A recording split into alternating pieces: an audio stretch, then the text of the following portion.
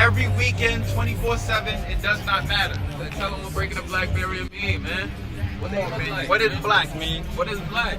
Copper Color Productions, man. The Copper Color King cash more than money, man. Let's get it. Black King, stand up for understand what black is. It's the essence, it's the culture. We've been on this earth, you heard? The Bronx was called for Apache. Huh? The Bronx was called for Apache, man. Oh, last breed, bro. We bringing it back, last breed. Really forever flying in this bitch, man. For the ancestors, baby. For all the ancestors out there, baby.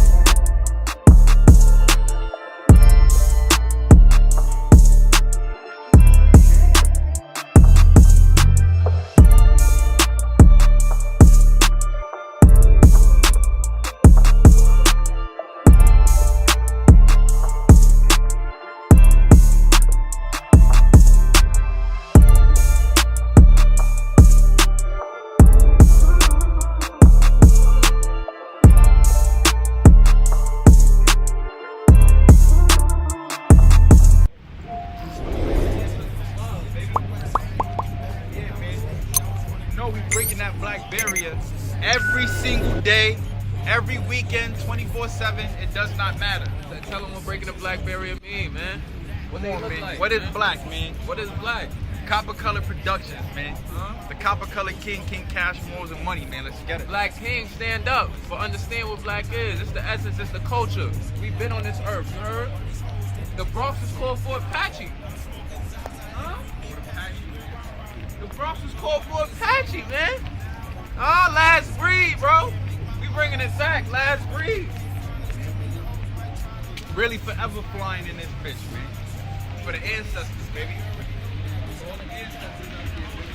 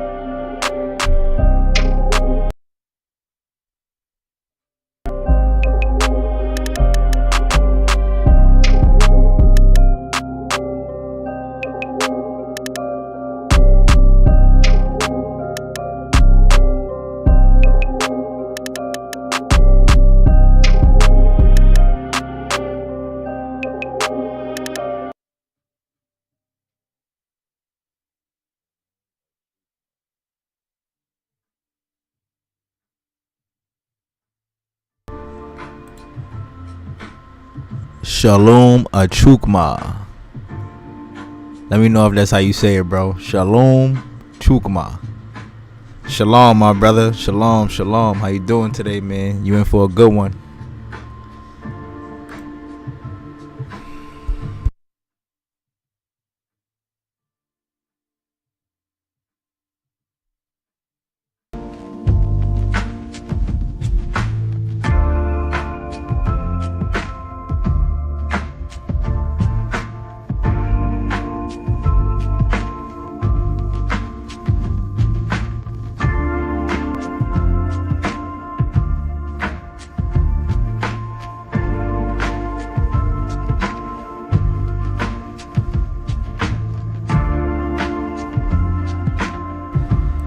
Bruce Lee, what up, baby? What it do?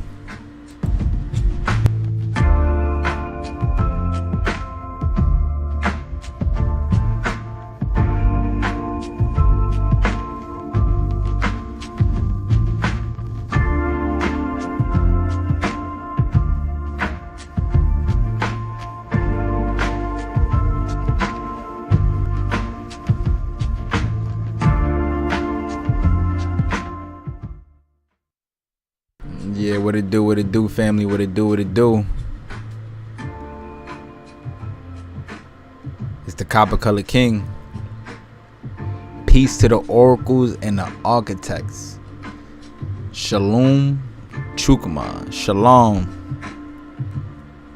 Shalom to all my Israelite brothers and sisters out there, man. Islam. To all my Murs, man. To all my Murs. We gon' yes sir, you know the vibes. We just gonna tune in. We gonna wait a few. Try to get some more people up in this live stream because we're gonna go over a real interesting one today, man. Real interesting one. We talking about the mound builders, their works and relics. This is part 2. Yeah, part 2. What we learned in part 1. Well, as we discussed, man, there were multiple different groups of people. Multiple tribes here in the Americas. Both black, white, giants, midgets, Indians, flesh eaters, sun worshippers, serpent worshippers. See, they didn't tell us the truth in high school or in elementary school and middle school. You know, they ain't keep it funky with us, right? They told us that Columbus came over here, right? Because he was trying to make his way to Asia. Columbus came over here and discovered a new world full of Indians, pale-skinned Indians that were just running around, throwing sticks and stones, shooting bow and arrows, and riding horses and killing each other, enslaving each other. That's their favorite one. They like to say that the tribes practice their form of slavery, their same exact form of slavery, chattel slavery, and even that right there is a lie. There's no form of slavery that existed amongst the ancient aboriginals. Let y'all know that right now. I could bet that. We could bet that for sure.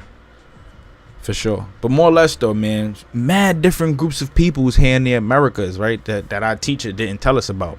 Our teacher didn't tell us about the Alegwis. Our teachers didn't teach us about the cave dwellers. Our teachers didn't teach us about the Anasazi. Our teachers didn't teach us about the mound builders. Our teachers ain't teach us about the Appalachian cliff dwellers. They ain't teach us about none of them people. All they did was they told us that Columbus came over here and discovered a new world. But you know, the number one thing I like to say to that comment right there, right? The number one thing I like to say, how is this world new when they came over here and was fantasized by what they saw over here?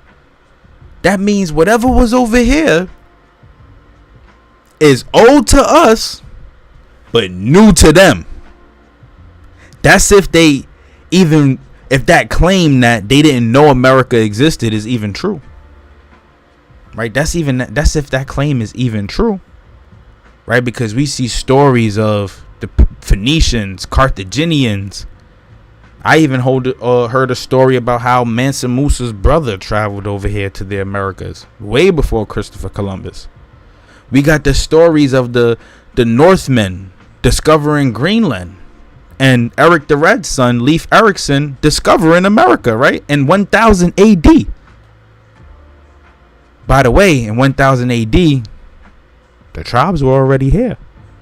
Right? We were already bussing, right? Agriculture out the air. Agriculture out the air. I mean, we had cities founded, right? Billions of truncated pyramids in one city alone. I say billions, I over exaggerated. But just to say you have multiple mound sites in one city alone. Let's hone in real quick. Let's go back to this one. I love this one right here, right? Because this right here is just the north, southeast, and the Midwest alone. Parts of the Midwest. And it shows us this map I got from the book of the mound builders, their works, and their relics. And even this map alone shows us that you have different tributaries, right? At this time, what we call countries, these would have been countries on the land, you know, if the English language was a thing at the time, you know. We already know the etymology of a lot of these words have to do with ownership, like estate, county, state, city. The etymologies of those words all have to do with ownership. Those are business terms. These would have been countries though, right? Military, I can't really see, but we're gonna take a good look at this picture as we continue this live. But military works, the monoliths, beehive tombs, chunky yards, pyramids. Over here in the southeast, you know, Alabama, that area, Louisiana, pyramids, shell heaps, lodge circles, chambered mounds, stratified mounds, rock effigies, all of that here in America. Before Columbus. Them lies our teacher told us, them goddamn lies, man. If it wasn't for those lies, we probably wouldn't be so lost right now. But now we lost in the sauce. We don't know what's going on. We didn't know that America was this ancient and this old, right? I got a couple of clips that I want to play for y'all. All three come from TikTok, from my TikTok, by the way. Make sure y'all go follow Copper Color King. If you didn't follow, go follow. If you haven't followed already, tune in. Copper Color King. I'm going to show y'all some clips, right? Let's go into this real quick. This is just to touch bases on how ancient America really is. And where do we start? See, I just be pinning these things, right? Up in the Grand Canyon, guys. Just to show, just to like save for myself. Look, this is, I did this just last month. Looking from the airplane, looking down at the Grand Canyon. So our all empires, they melted, guys. All these truncated pyramids. Look at that. Symmetrical, flat. That's not normal, guys.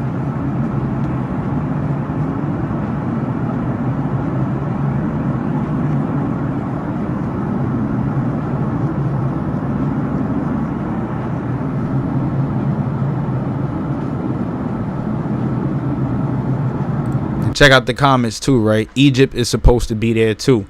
You know, people just be writing with their hair. I just looked it up. The Grand Canyon has 6 no-fly zones, which means the parts we really want to see, like pyramids and temples, are likely in those areas. 9 times out of 10, I'm going to stick with what that good brother just said. And I have several reasons why I choose to believe that.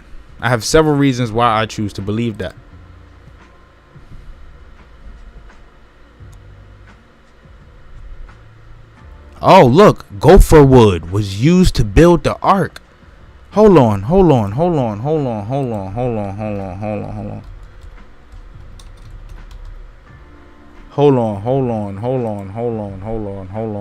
You on to something, brother. You on to something.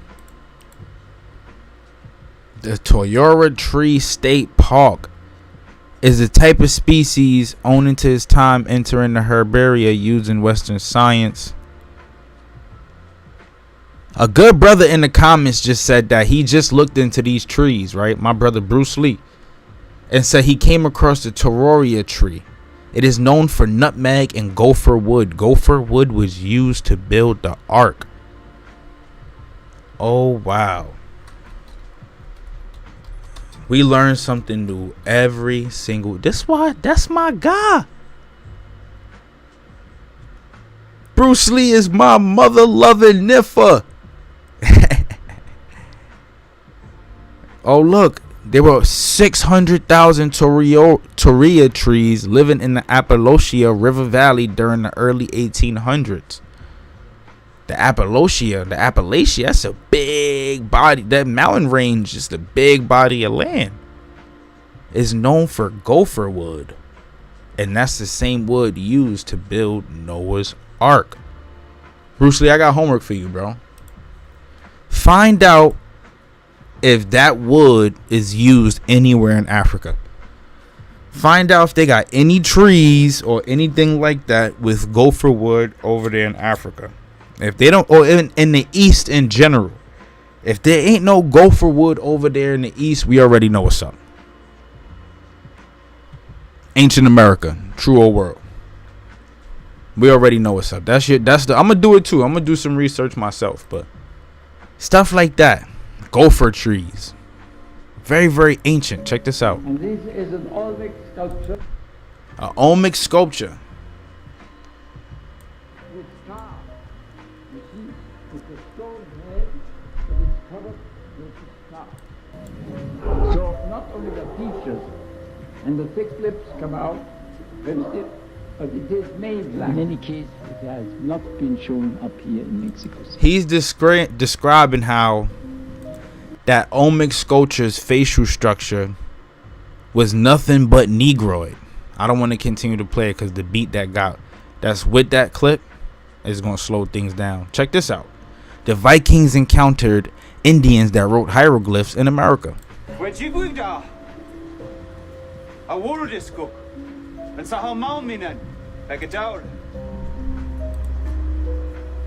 think he wants us to go with him.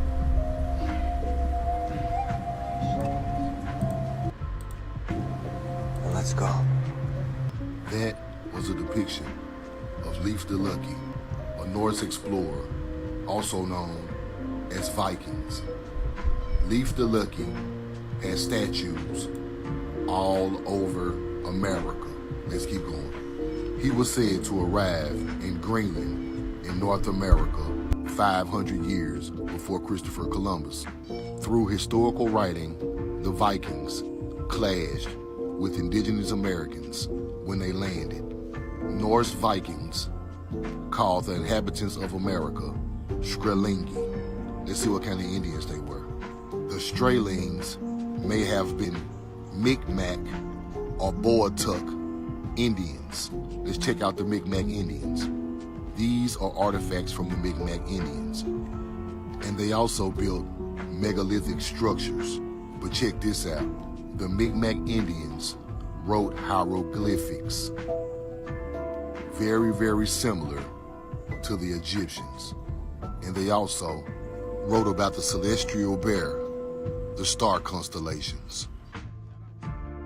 Shout out, we know the truth now. Shout out, we know the truth now. If you don't follow that YouTube channel and TikTok right now, y'all should go follow that.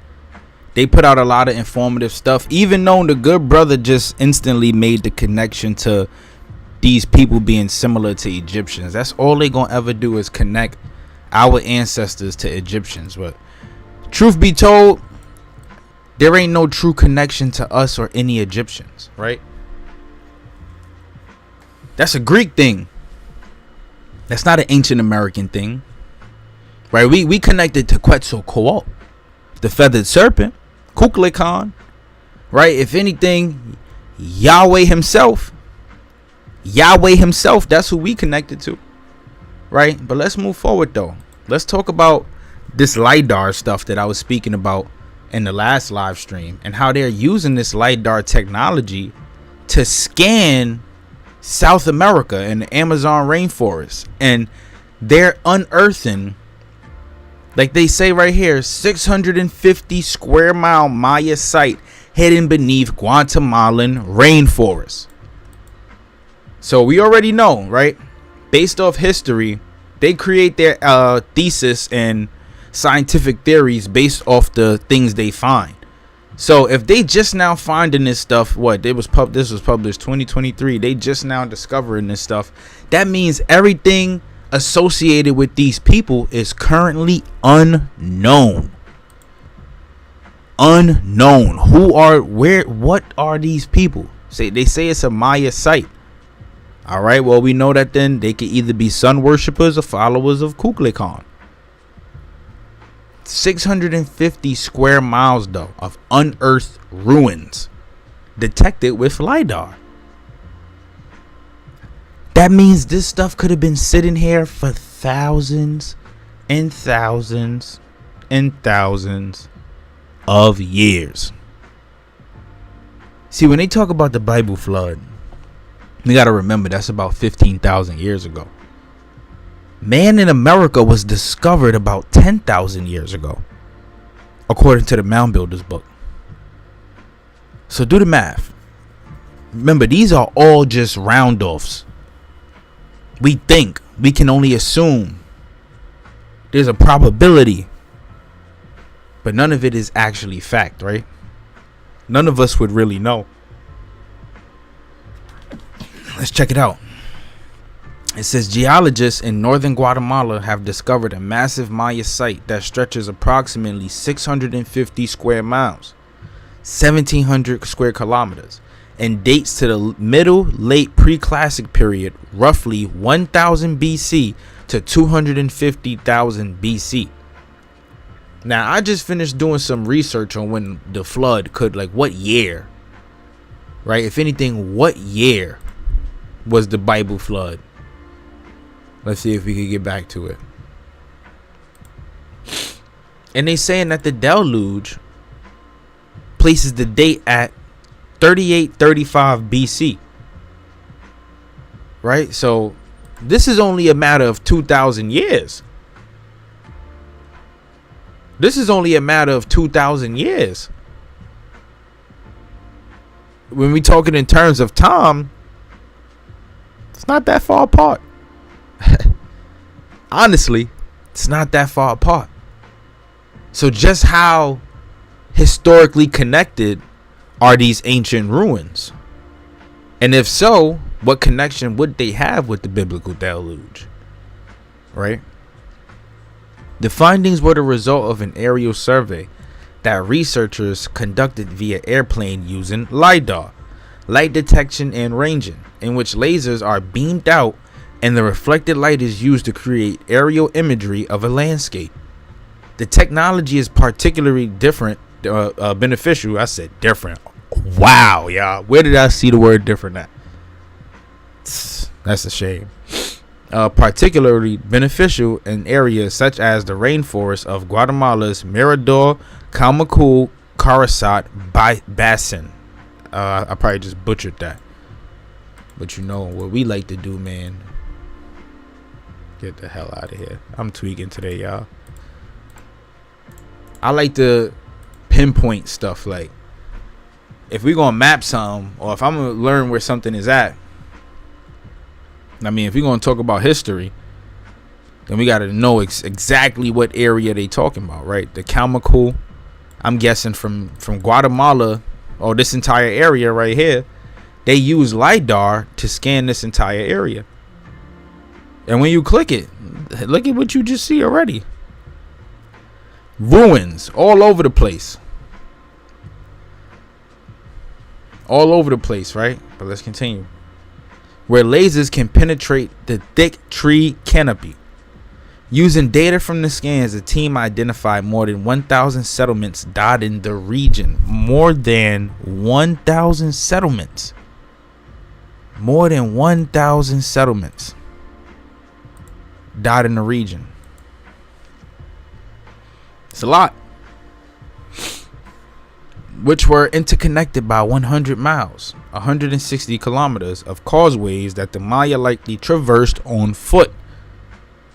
They also detected the remains of several large platforms and pyramids, along with canals and reservoirs used for water collection, according to the study, which was published in December 5th in the Journal of Ancient Mesoamerica.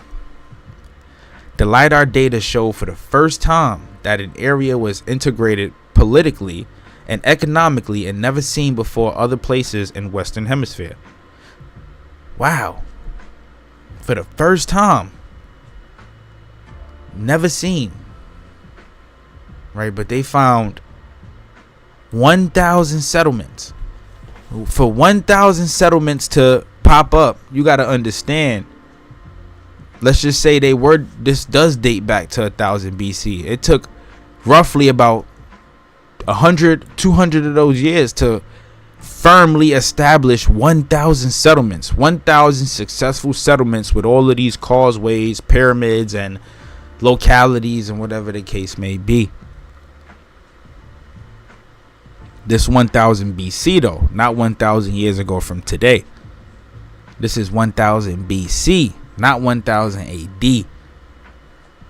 So one question I got, right? The Olmec people, right? They came before the Maya. They came before the Maya. So it got them at 1500 BC. Again, we go back to the biblical deluge. They say it was about 38, 35 BC. So that means several different tribes of man had to exist prior to the Olmecs. That led to the establishment of these civilizations and pyramids. Who could these people have been? It only points us in one direction. It only points us in one direction.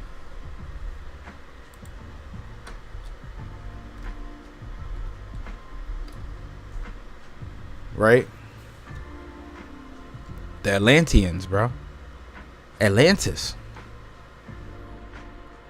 It points us in one direction. Why do I say this, right? Well, we have this theory right here. This theory of Phoenician discovery of the Americas. And I showed y'all some of these rocks and inscriptions already, right? And we went over this somewhat. But in Atlantis, Hebrew was a language. Hebrew was a language in Atlantis. So if Hebrew was a language in Atlantis, and these inscriptions right here even predate the Olmecs, then who were the people in the Americas before the Olmecs using these inscriptions? Or building them damn pyramids?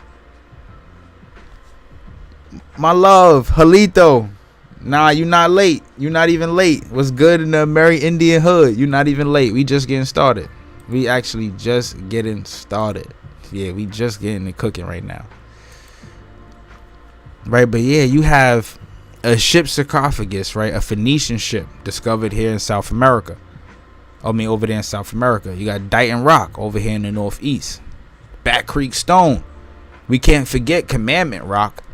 And then let's not forget the Grand Canyon alone. I would go into it, but the Grand Canyon alone got his own marvels, myths, and mysteries. Right? They got temples over there named after these gods. But like I said, let's check it out. It says the theory of Phoenician discovery of the Americas suggests that the earliest old world contact with the Americas was not with Columbus or Norse settlers. So this means not even with Leif Erikson or Eric the Red. Right? These people came before, but with the Phoenicians, or alternatively other Semitic peoples. Semitic peoples using languages like Arabic, Hebrew, Aramaic, right? In the first millennium BC. The Sargasso Sea may have been known to earlier mariners, as the poem Ora Martima by the late 4th century author Rufus Festus Avienus describes a portion of the Atlantic as being covered with seaweed, citing a now lost account by the 5th century BC Carthaginian navigator Himilco. In the late 18th century, a number of people speculated on the origins of the petroglyphs on Dighton Rock in Berkeley, Massachusetts. Ezra Stiles, then president of Yale College, believed them to be Hebrew. Anton Court Gablin argues in Le Moderne Primitif, the Primeval World, that they commemorated an ancient visit to the East Coast by a group of sailors from Carthage. In the 19th century, belief in the Israelite visit to the Americas became a part of the Mormonism. Ross T. Christensen has propounded the theory that the Mulekites in the Book of Mormon were largely Phoenician in their ethnic origin. In his 1871 book, Ancient America, John Denson Baldwin repeats some of the arguments given for Phoenician visits for America, but ultimately refutes them, and he goes on to trying to deny it. right? This guy, he tries to deny it. However, in 1872, a stone inscribed with Phoenician writing was allegedly discovered in Parbia, Brazil. It tells of a Phoenician ship, due to a storm, was separated from a fleet sailing from Egypt around Africa. But which Egypt, though? This is the ship. If this is in South America, and it's talking about a story of something sailing from Egypt to Africa, that wouldn't make sense, would it? Right? Check this part out. In 1996, McMenon proposed that Phoenician sailors discovered the New World, 350 BC. Carthage minting gold staters in 350 BC bearing the pattern in reverse of exergurg of the coins. What is that exergurg? Oh, it's a coin. Which McMenon interpreted as a map of the Mediterranean with the Americas shown to the west across the Atlantic. McMenon still holds to his hypotheses that these gold staters represent images of the New World. On gold coins, they saying they got images of the new, aka Old World. As a second specimen of the critical Jenkins Lewis JL11 stater has surfaced with the exergurg. What is this right here? Let's check this out. Or the side of a coin. Map pattern identical to that seen in the British Museum specimen. Later, McMenon demonstrated that the Farley coins found in America were modern forgeries, but these Farley coins are not related to gold staters with the world map. Different hypotheses on the Phoenicians being here in America, but the main things that stand out to me and will always stand out is hieroglyphs, because here's the thing, right? Before there was ever a Bible, there was stone writing. This is why I say, right, all right, hands down when it comes to the Bible. All right, you love your Bible, you love your Quran, you love your Torah. That's fine. I don't ever throw no shade on that, because you need something to carry your faith. But when we talking in terms of ancient history, yeah, before the use of paper and ink, mother lovers was out here putting Bible verses basically on sticks with sticks on stones. Hieroglyphs. Hieroglyphs. Look, let's check this one out. The holy stones in America. The Newark holy stones. They found this in an ancient Indian burial mound in Newark, Ohio, the Ohio Valley. We about to slide right into that too. This is gonna be a long one today, y'all. I hope y'all ready to tune in. Right. The Newark holy stones. And just look at the image, bro. Like, hold up, I'm geeking. Look at the image. We can't sit there and say that's not a woolly haired individual. Right? Ain't no northerner bring this over here. No Norse brought this over here. Nah, we can't make that claim. They didn't come over here and say, hey, we're just gonna leave this here now. It was inscribed with Hebrew. It contains one phrase on each side. Holy of the holies, king of the earth, the law of God, the word of God. The second find came later in November 1860 when Warwick and his excavation team came across a sandstone box that contained a small black rock within it. The black rock was identified as limestone by geologists Dave Hawkins and Kim Bork of Denison University. On this stone was carved Hebrew text that was translated as condensed version of the Ten Commandments. Oh, the name Decalogue stone comes from the translation of Hebrew letters that outlines the religious and moral codes described in Exodus 20 verses 2 through 17 and Deuteronomy chapter 5 verses 6 through 21. Oh yeah? So you got stones over here inscripted with Hebrew reciting condensed versions of Bible verses. Like I just told y'all, hieroglyphs are older than paper.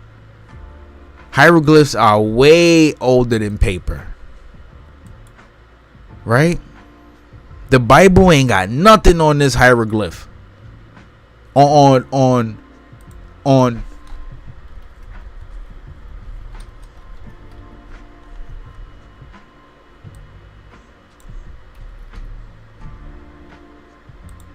this bad boy.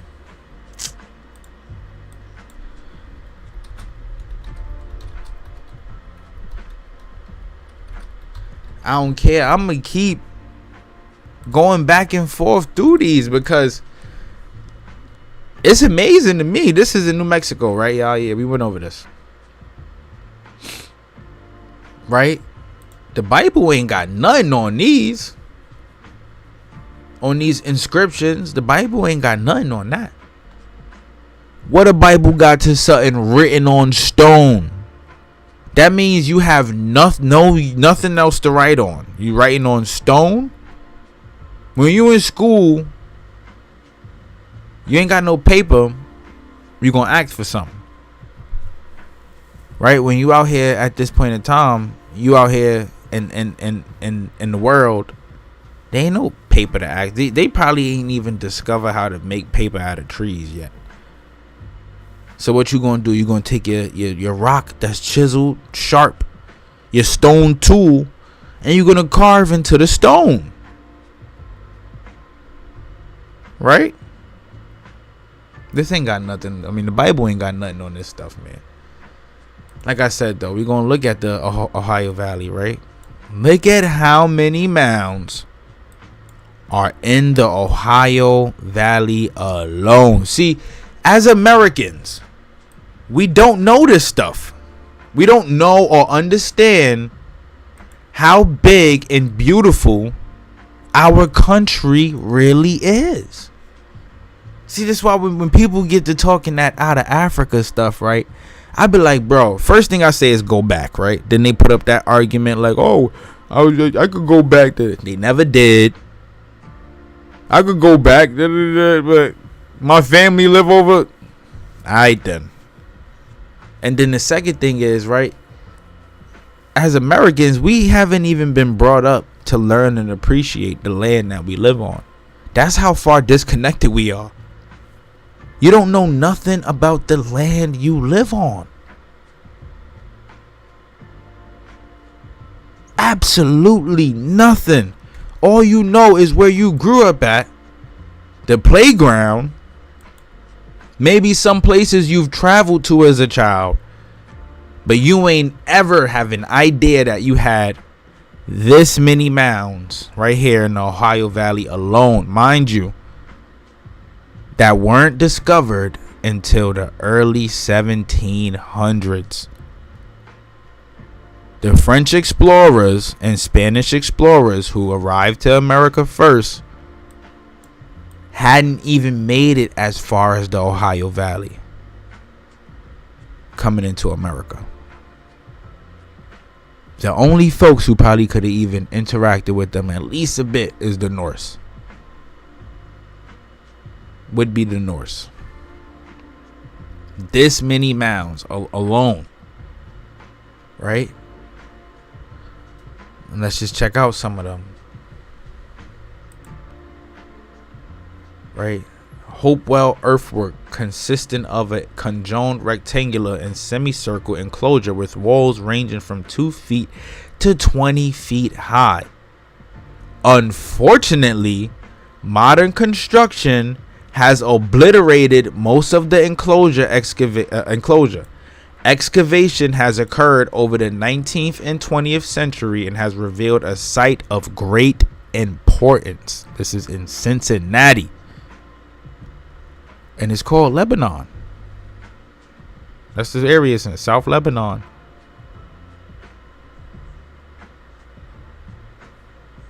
Let's check it out. Let's check out another one.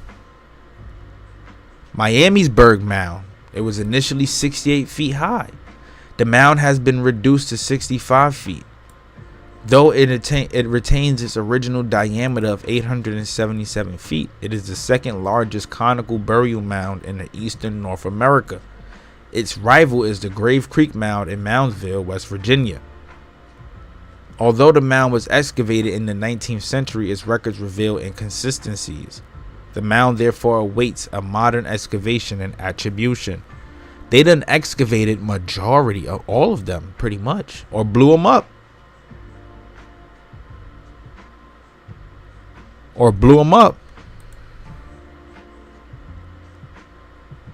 Right? A small overgrown mound which remains unattributed. 3 large U-shaped embankments once existed but have since been destroyed.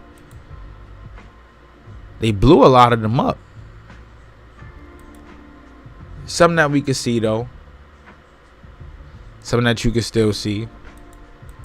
This is why their culture, look, Sun Watch Village. Definitely was some sun worship going on there. Definitely.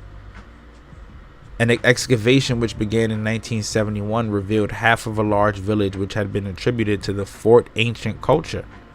The settlement was built in concentric circles, which was surrounded by a large stockade. The site was occupied for 20 years before being abandoned. Today, the site has been turned into a reconstruction which houses 4 ancient structures and is a site for Native American tribes to gather and educate the public about their individual traditions and beliefs. To most likely talk about sun worship, right? Sun worship is paganism. That's like where the Easter story comes from. Tammuz and all of that. I heard that it was supposed to be Masha Moses with the afro holding the tablets. Yeah. They not going. They not going. I promise you they won't.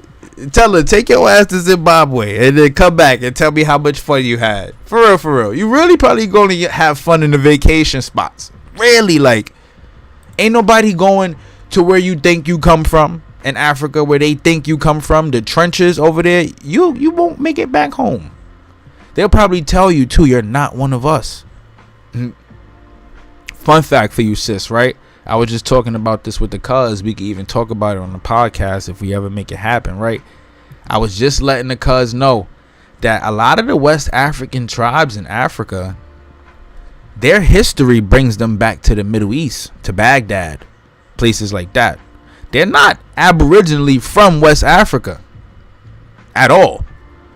So even if you went back to the tribes you thought you came from, they don't even come from where you think or they think they come from. This is facts.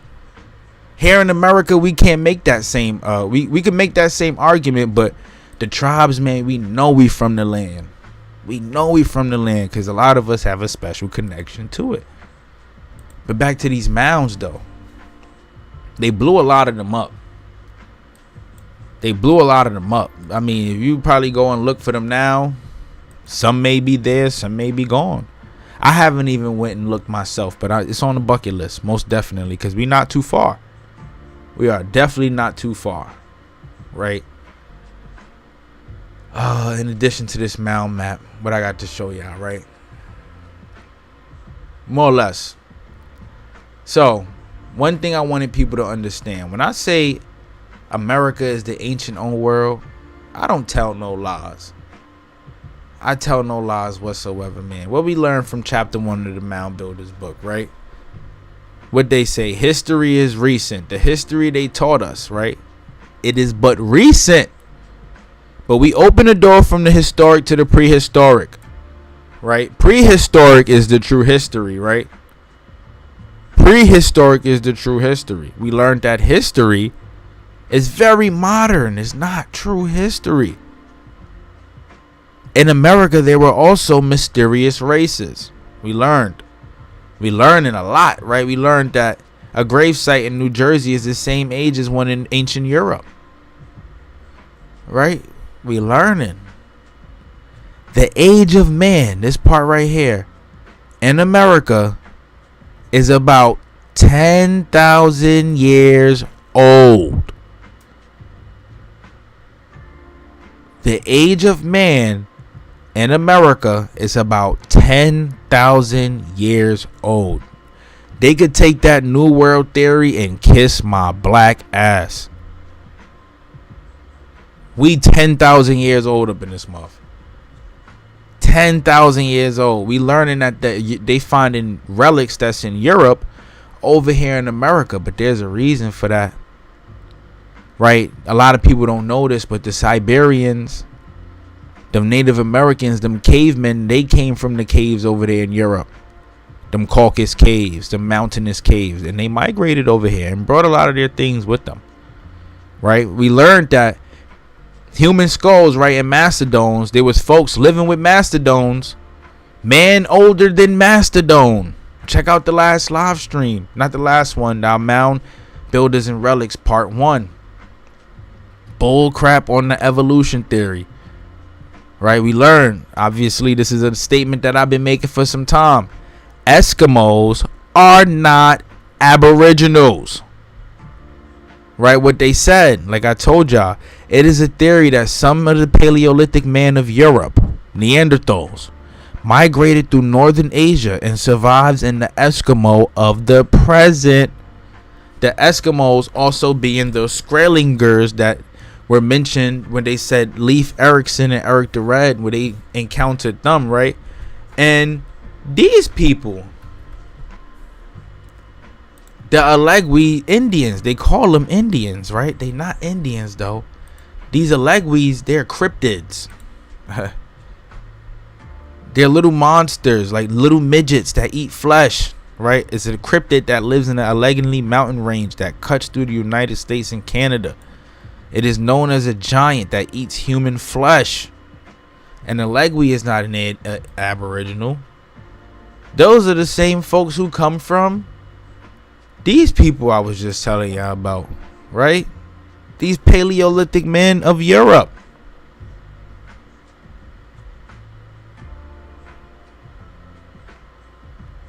Pull up, man. Listen, you know the door gonna always be open for you on this side, bro. Come through. Come through. This is your land. You know where you belong, man. You know where your ancestors belong, man. You know where they are. You know where they are, man. Pull up. But yeah, what else we learned? We learned that there were stones and images and carvings and sun symbols and all of this stuff in Nicaragua and the Americas. Serpent symbols, sun worship, like I said, is associated with the same stuff that created Easter. We learned about what the Eocene is. The Eocene is the second of 5 epochs in the Tatari period, right? You learned a lot. We learned that they found rodents the sizes of tapirs, saber-toothed tigers, megatheriums, horses, llamas, man, boars, horses, llamas, boars, saber-toothed tigers, tapirs, giant rats, rodents, so all of these different things here in the Americas.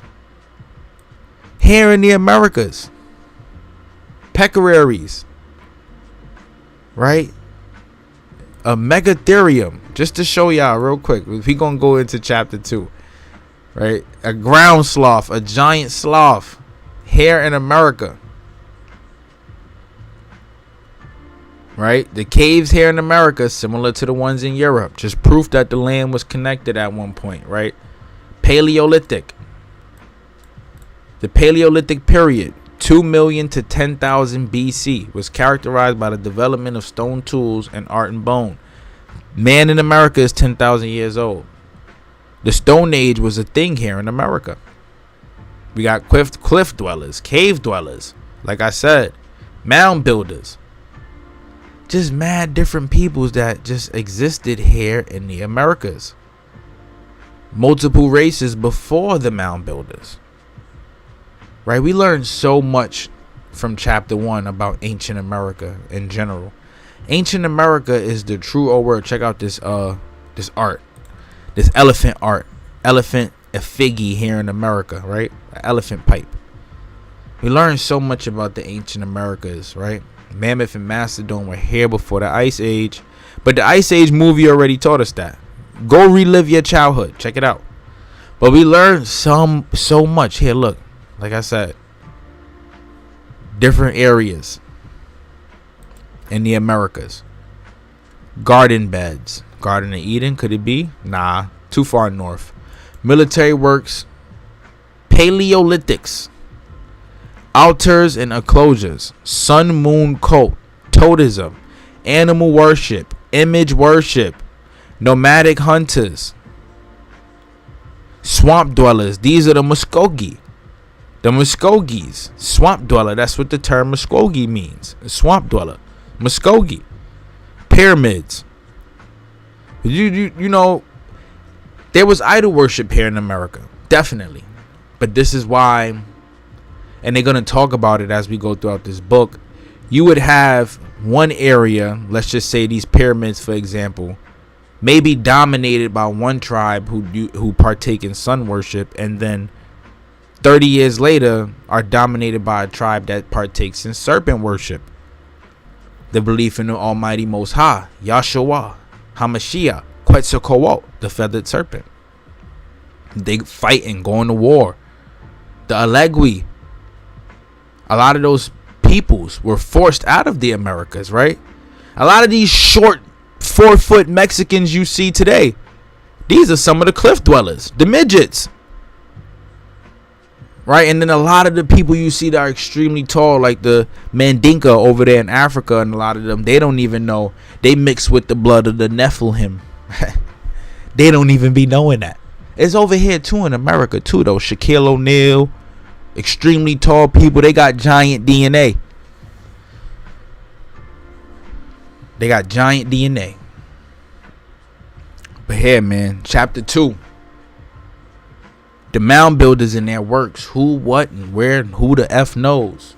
No one knows. Who are the mound builders? Well, one thing that we can make objectively clear now is we can't say the mound builders are just one people.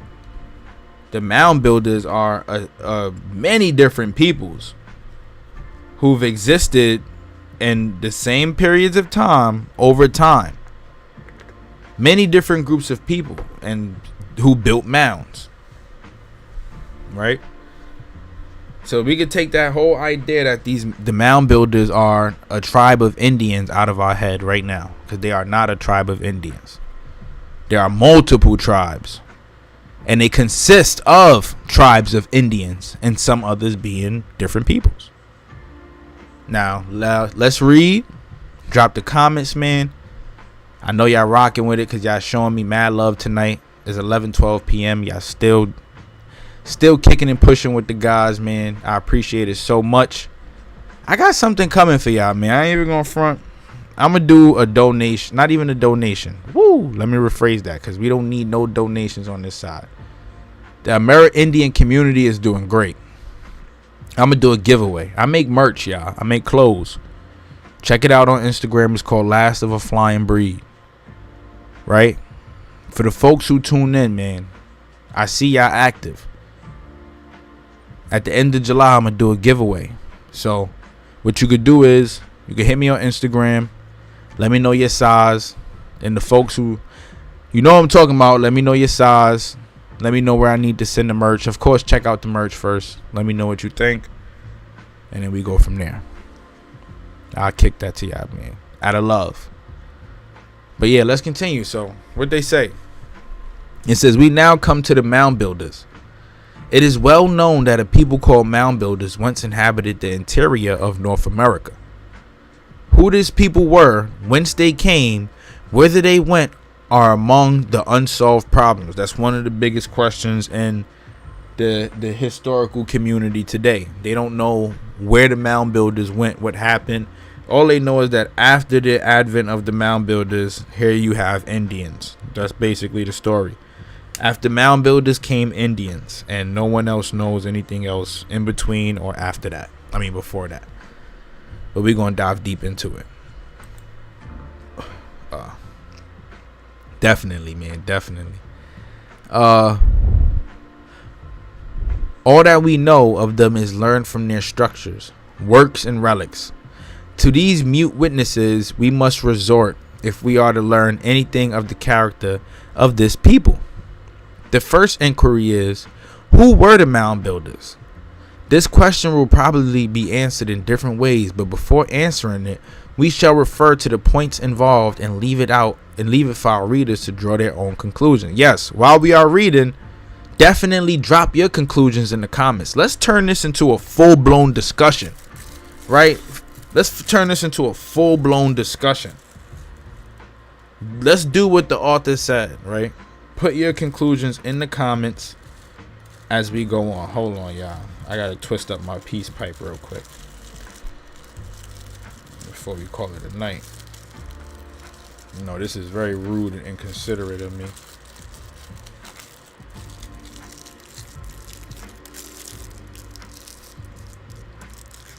Alright, so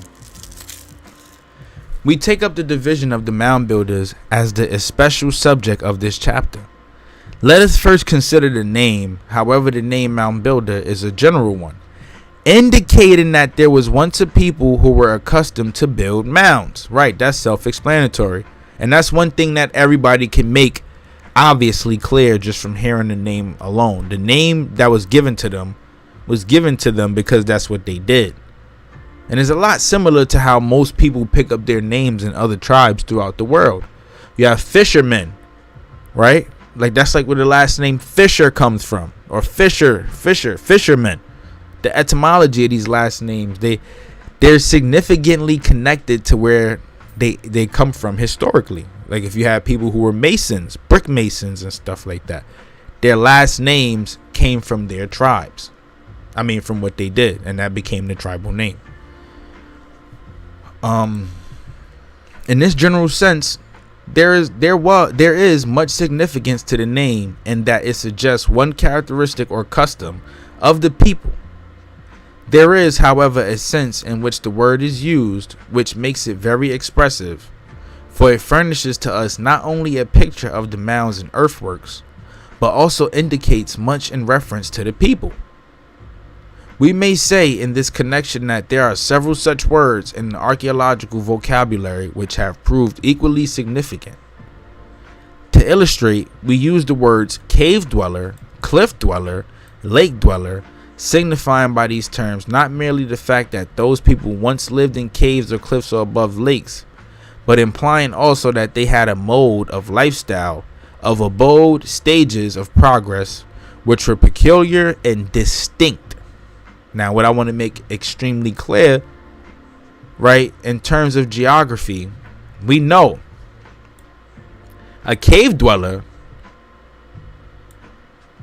cannibals, cliff dwellers, agriculturalists, and cannibals, lake dwellers, agriculturalists. When I say cannibal, I also mean hunter, right? In a cave, there's not much access to water, which means you can't grow crops. In a cliff, you may have access to some water, but there's high altitude, so the crops may not grow seasonally as they're supposed to. But around the lake, crops are abundant. Agriculture is abundant. This is what our people come from. Lake dwellers. Living around lakes. Swamp people. Muskogees. Even those who have ancestors who come from the Appalachian, right? It's not to say that they were out there eating people and stuff, right? But most likely their diet composed of meat, right? Versus the lake dweller who was able to eat a lot of fruits, vegetables, fish, maybe sardines, stuff like that. That's why history is important, because if you could connect to who you come from ancestrally, then you would know what your diet should be like. Because our people ate perfect. They had perfect diets.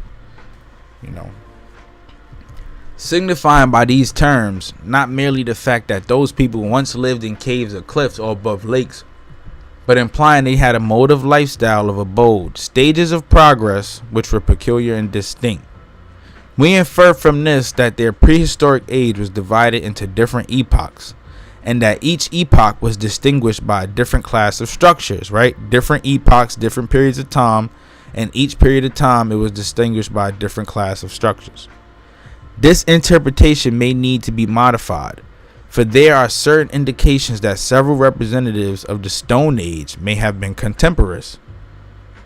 Still, the modes of life, occupations, and habitations were the result of location and physical surroundings, rather than of age or stages of progress. Like I just said, their modes of life, where they lived and how they slept, were all results of the location and physical surroundings. You can easily place certain people in certain places just based off where they lived alone, like sun worshippers, folks close to the sun, on the mountains and shit. Not only that, there were some who dwelt by lakes and stuff too. Like, it was a big mix up, but you can assume the modes of life and occupations and habits based off the location and physical surroundings, like they said. Oh yeah, for sure. Fox and Socks in the building. What it do, Chicken Stew family? While the Stone Age may be recognized among the mound builders, yet a subdivision of that age into epochs may be a safeguard against premature conclusions and unsafe theories, keeping us from extreme opinions. Our readers are aware that the mound builders were once supposed to have been a remarkable people and allied with the historic and civilized races.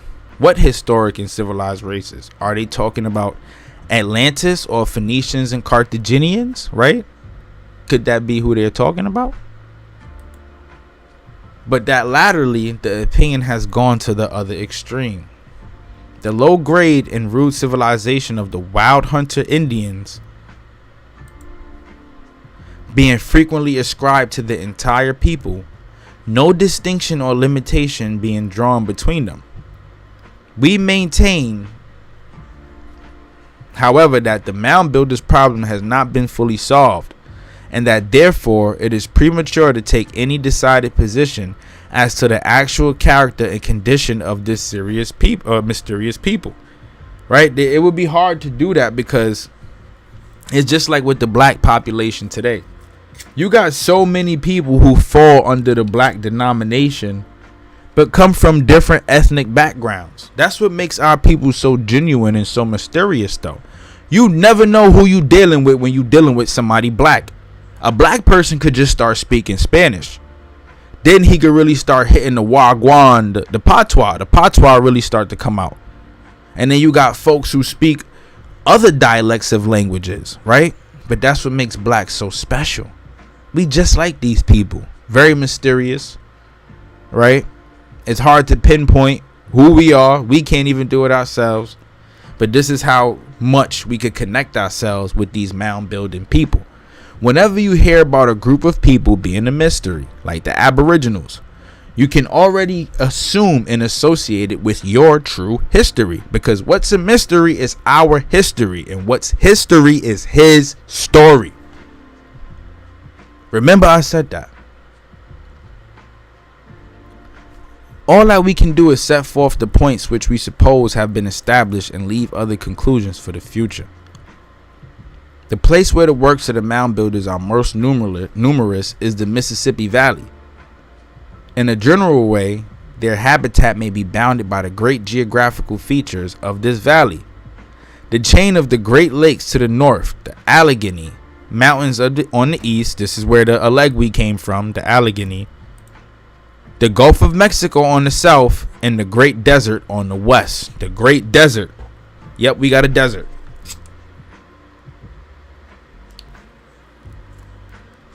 There is a desert here in America.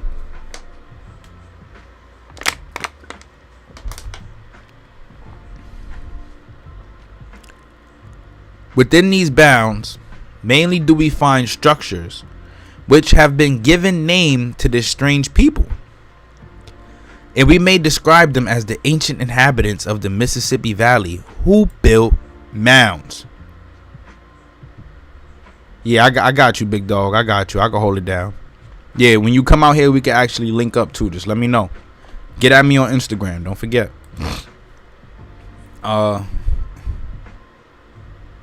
There are barrows or mounds in Europe and in Asia. right? There are mounds all over. There are mounds or earthworks in Honduras, Yucatan, and Central America.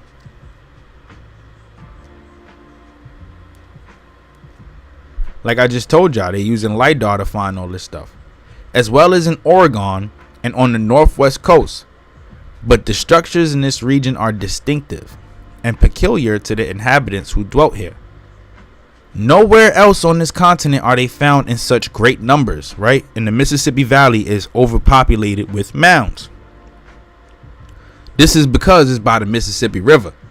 It's by a waterway. So where that waterway is, you can start or foundate many different civilizations because you have water. Water gives life. It enhances life.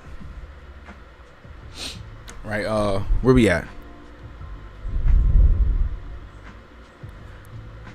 To the eastward, along the coast of the Atlantic, there are earthworks such as stockades, fortifications, and village enclosures. To the westward, beyond the Rocky Mountains, there are pueblos, little houses, rock fortresses, and stone structures. To the northward, beyond the lakes, there are occasionally found walls and earthworks. But in the valley of the Mississippi, those structures are discovered which may be regarded as distinctive. The peculiarities which distinguish these from others, aside from their being exclusively earthworks, are first, their solidity, second, their massiveness, and third, their peculiar forms, truncated pyramids and mounds. They're massive, super duper big, right? Huge, pause. Big earthworks here in America. I told my father about this, right? I'm like, Pops, he is 60s, baby. I'm like, you ever heard about this stuff? He like, no. All he know is the Twin Towers, Mount Rushmore, the Empire State Building, and the George Washington Bridge. I'm like, I ain't need, what, it's alright. It's alright.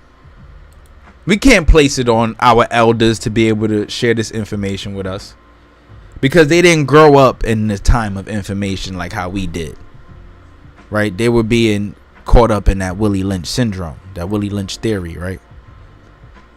By these means, the works of the mound builders are identified. And in their own territory, wherever a structure may have been erected by a later race, it may be known by the absence of these qualities, right? If they basically saying, right, in the Mississippi Valley, the way they were able to tell that they weren't of the mound builder civilization was that when a new earthwork was built, it looked nothing like what existed during the time of the mound builders. And they could tell by the distinctive qualities if it was built by a later race. This is why I always say, screw a book. You want to learn history? Look in the dirt. Look on the earth. The earth is the book. These structures, these monoliths, this is time in itself. Do research. Right? There are occasionally earthworks in the valley of, and here we got some more. In the valley of, let's check this out. Map of the works of Scioto Valley. Map of the burial mounds in Muscatine. And it's hard to read these maps, right? They were just drawing wild lines on the paper. Right? There are occasionally earthworks in the valley of the Mississippi, especially through the northern part bordering on the lakes, which were evidently built by the later Indians. Their resemblance, however, to the fortifications east of the Alleghenies and the evident design for which they were erected as defensive or village enclosures, the unfailing spring attending them, the absence of any religious significance, and their want of solidity and massiveness helped to distinguish them from the works of the mound builders. These mounds were built by people who had no type of spiritual or religious connection to anything. Just another group of peoples here in the Americas. Basically atheists here in the Americas. Right? We take the picture presented by this valley and find it strikingly adapted to the use of a class of people who were partially civilized, partially civilized. Partially. On either side are the high mountains constituting barriers to their great domain. At the foot of the western mountains are the plateaus or tablelands which have formed from time immemorial the feeding places for the great herds of buffaloes. In the northern portion of the valley, bordering upon the chain of the Great Lakes, are great forests abounding with wild animals of all kinds, which must have been the hunting grounds of this obscure people. Like I told y'all though, right? Living in the cliffs, they cliff dwellers. Not much access to water. So in some way, shape, or form, yeah, they eat flesh, right? But then at the same time, they partially civilized. Partially civilized. Not fully civilized, partially, right? Because they're not doing they're not into agriculture and farming and all of that. They just herding buffaloes and gutting them up, eating them, using their skin for coats and whatever the case may be. A lot like what you see with a lot of the Inuit and Canadian tribes of the Americas today. In the northern portion of the valley, bordering upon the chain of Great Lakes, are great forests, abounding with wild animals of all kinds, which must have been the hunting grounds of this obscure people. The center was traversed by the Appalachian Range, right? Like the Appalachian Mountains, which was the fit abode for a military class of people. Along the lines of the great streams were the many terraces forming sites upon which the people could build their villages and yet have access to the waters which flowed at their base. See? Water access. Many of these terraces were formed by the great gravel beds left by the great glacial sea which once rested upon the northern portion of the valley. Well, look at that. Ancient America, true old world.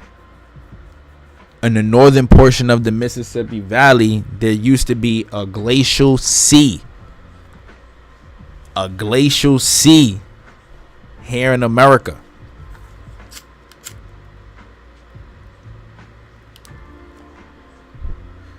It's gone, but should be considered a part of history.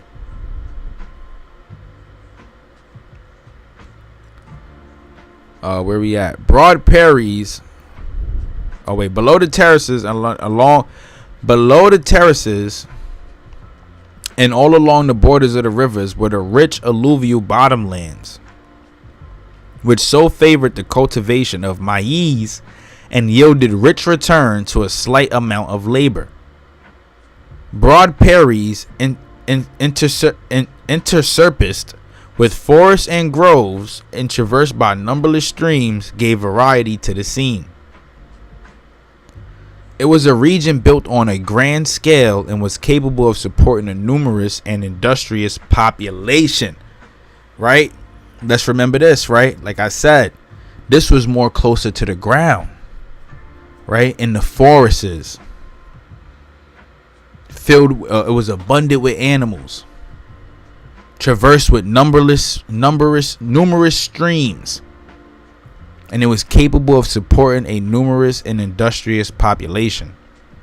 They just gave us the breakdown, right, of two of the styles of living here in Americas, right? The cliff dwellers and the lake dwellers.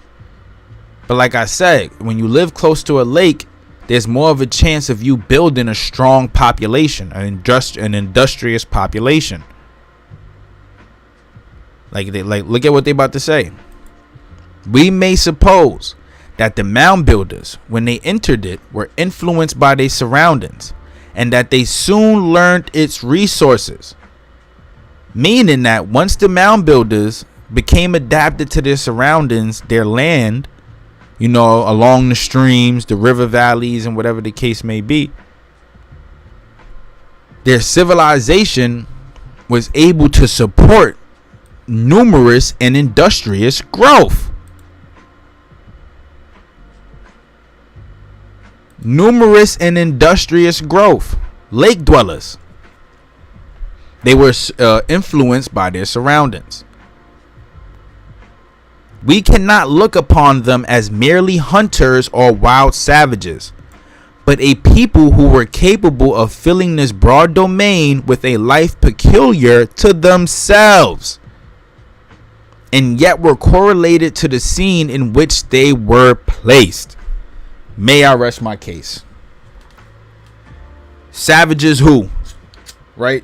Like I said, well, mound builders, yes, multiple groups of peoples. But the most thriving part of the societies were far from being considered hunters or wild savages. These were peoples who lived like in successful societies, successful developing societies. Serpent worshippers, worshippers of the feathered serpent. No, fasted and made tribute to the first fruits, to the Most High. We're going to learn more about that as we continue through this book, right?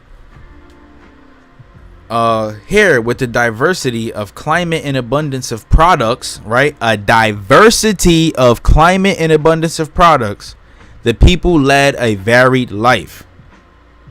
There were to gain their substance from the great forests and from the wide prairies, and were to fill them with their activities.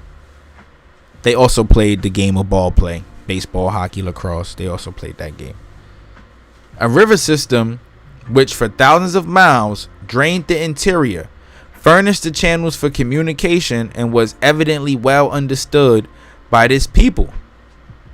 A vast sedimentary basin through which the rivers have worn deep channels, leaving tablelands cut by 1,000 ravines and presenting bluffs, headlands, and high hills, narrow isthmuses, detached islands like cliffs, in some cases perpetuous and difficult of access, furnished many places on which this people could build their defenses, covering them with complicated works resembling the citadels of the old world. Resembling what? So you saying these river systems and these cliffs and these lands on which these mound builders built their societies is similar or is resembling the citadels of the old worlds? Hold up. We're going to stop right there, right? What do you guys know, or what do anybody know about the Mississippi River being bigger than the Nile River? Don't shoot the messenger. Don't shoot the messenger. Right, the Mississippi River is bigger than the Nile River.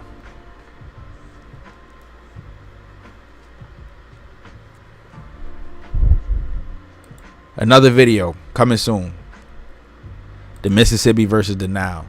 We're going to talk about it. The Mississippi is bigger and more ancient than the Nile River. If anything, a time when this earth was once connected. A time when this earth was once connected.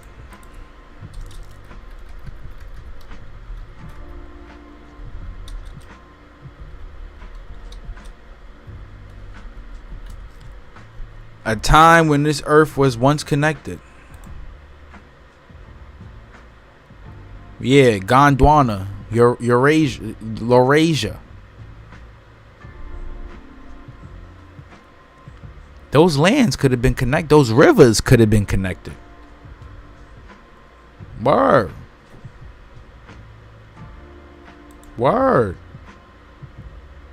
Possible ruta de la Tortuga Vajarera, making the assumption that man came out of America, right? I mean, out of Africa. Let's Google what this means. Check this out, y'all.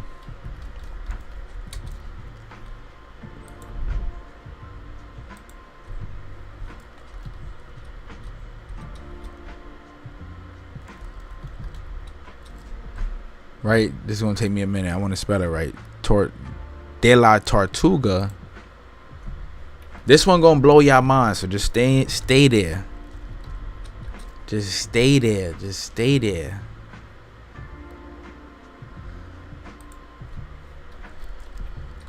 That's why these things exist.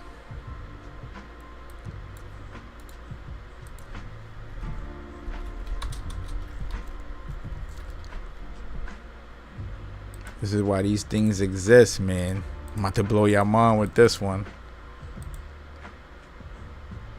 Possible route of the traveling turtle. What do they call America?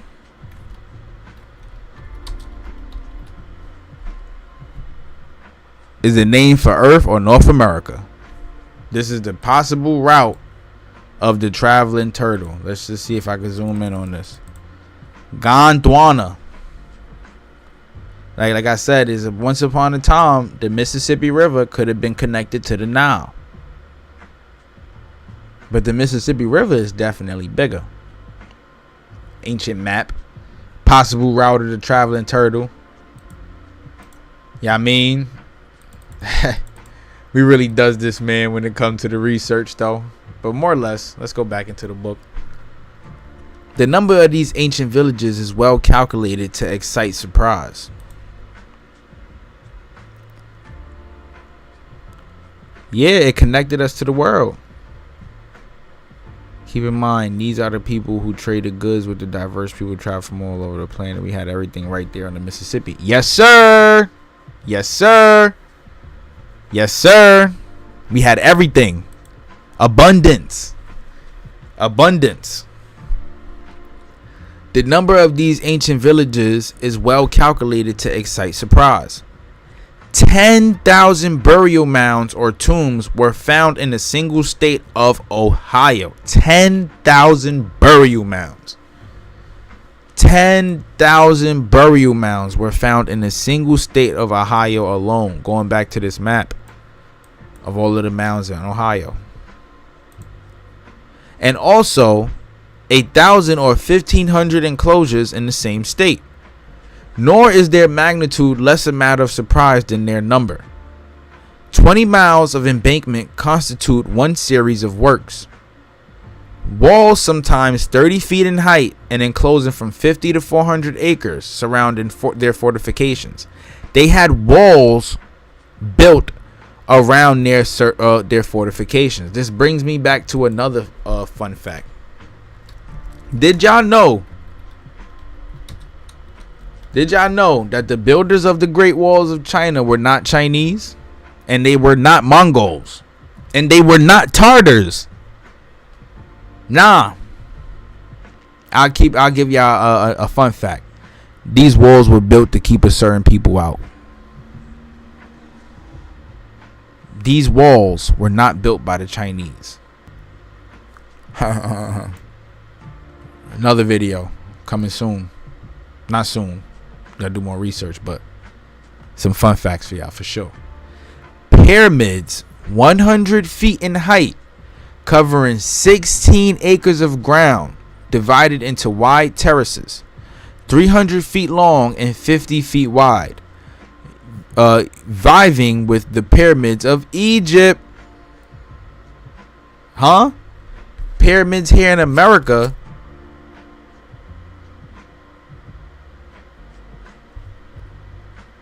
competing with the Great Pyramid of Giza?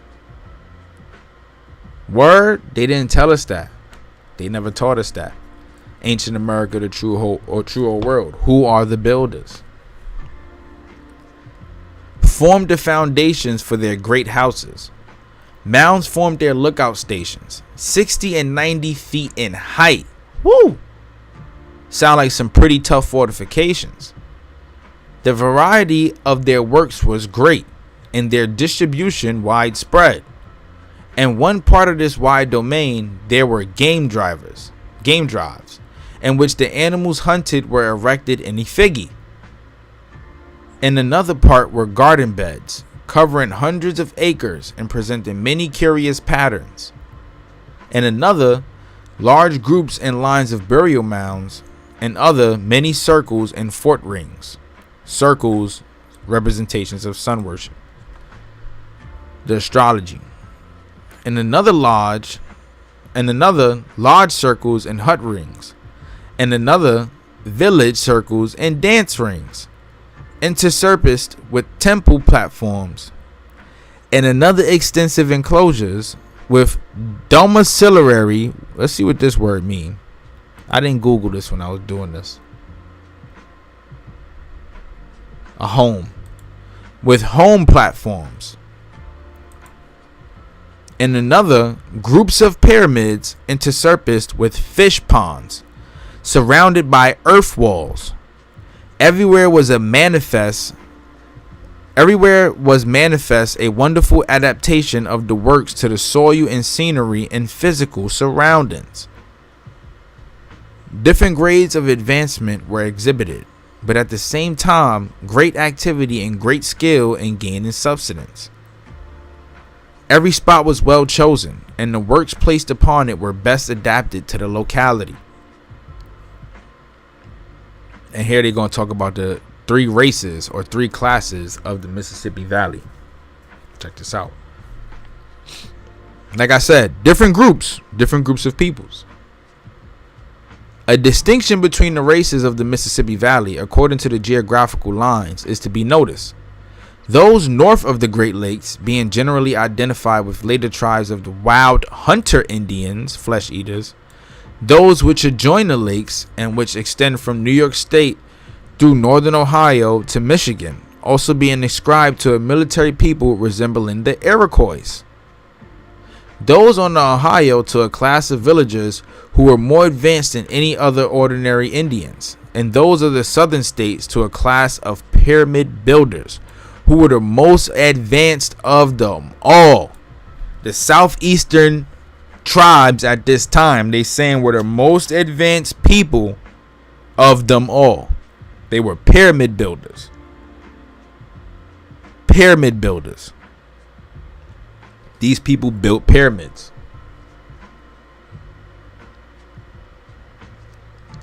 It makes me think about what we see in the Grand Canyon today. That would be considered southern. Like I said, something happened over there in Mexico in the Grand Canyon. Something happened. They either nuked that part of the land or something. Blew everything up or something. Because there's no way those forms, those pyramids and those temples, those things over there in the Grand Canyon are not pyramids. Right? Let's continue.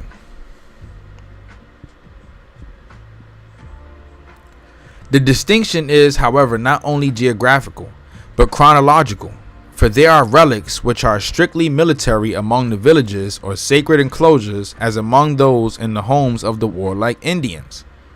And there are tokens in the midst of the pyramids which indicate that modern hunters have roamed among the agricultural works, and that sun worshippers and animal worshippers have traversed the same regions. Told y'all. Different groups of people associated with one area of land. Tribes warring, fighting, taking one land from the other, people dying off, sickness, not able to support themselves, failing of civilizations, all of that stuff happening over here in America. Folks is not just swinging from trees and shit like Tarzan.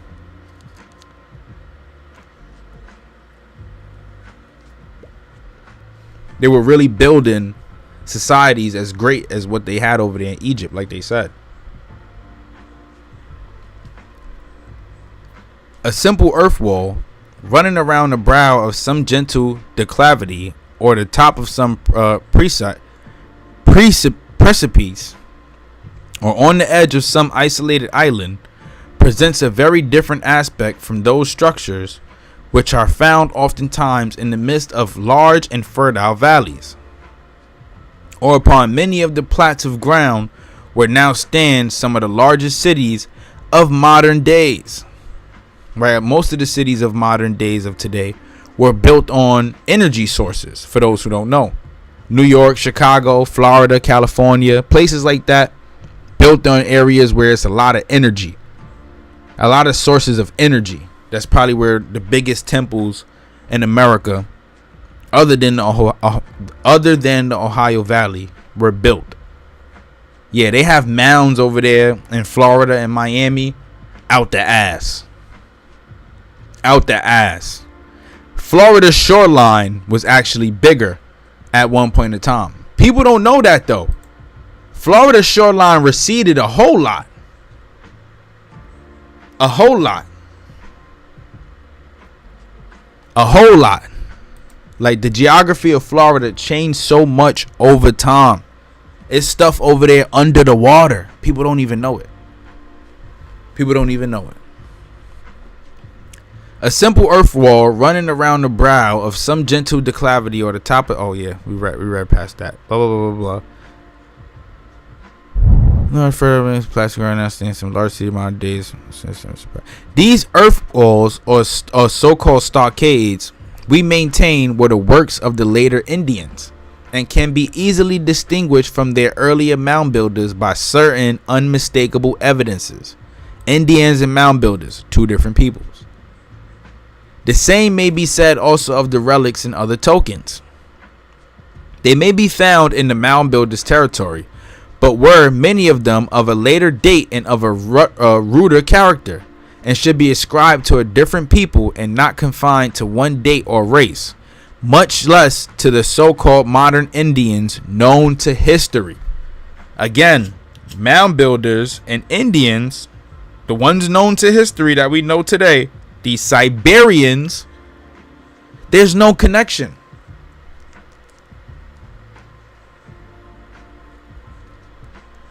That's why if you ever hear them talk about their ancient stuff, they always say it was left to us by our ancestors. They ain't leave you nothing. They took everything. When we were forced off our land, they took everything and claimed it as their own. In reference to this point, we may say that the evidences are numerous that the people who built the mounds in Mississippi Valley belonged to different races and occupied the country at different periods and may have come from different sources. Right? Another thing I like to mention too is when they talk about race, I think it's so cool how they don't mention different skin colors. They mention different classes of people. That's what race truly is.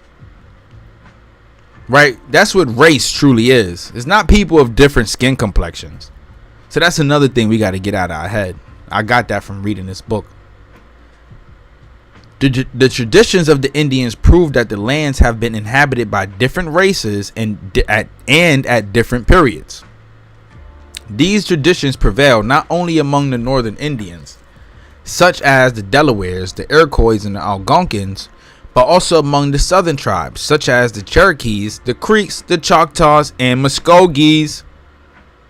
All of them indicating that there were later migrations and that other races were in the valley before these tribes reached it. We know the Choctaw and Chickasaw and Creek and Cherokee and the Muskogee migration story. They all came from Mexico. And when they got here, they started mixing in with some of the civilized peoples of the land. Right? That was the only way they was able to populate and prosper.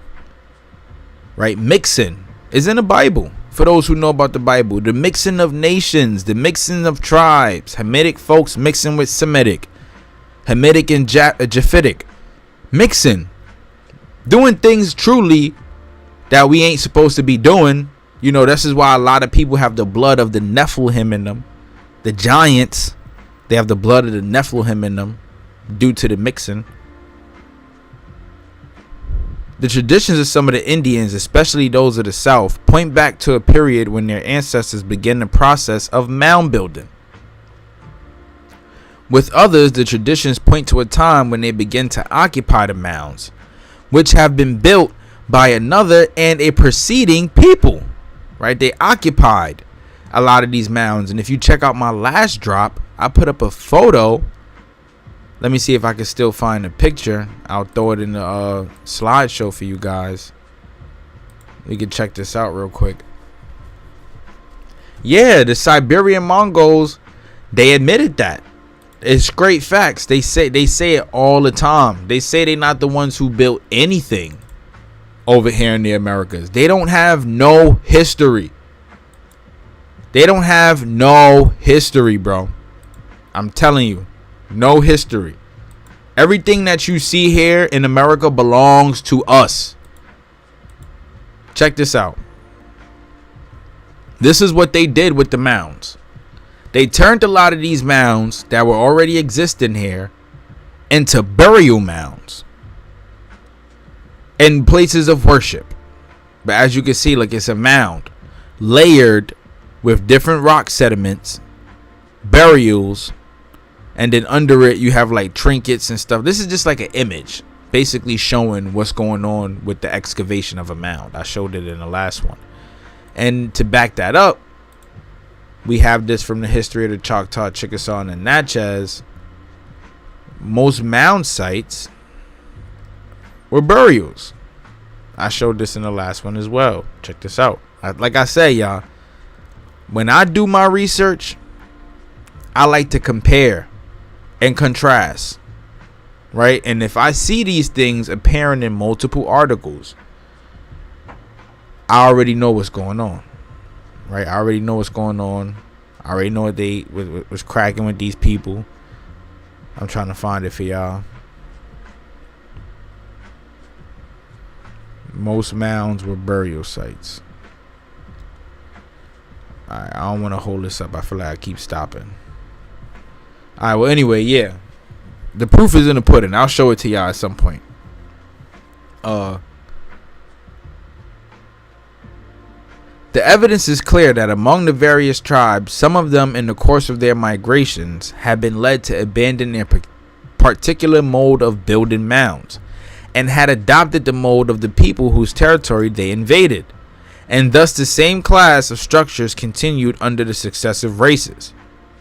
But the beginning of the mound building period is always carried back indefinitely and is generally ascribed to some preceding people.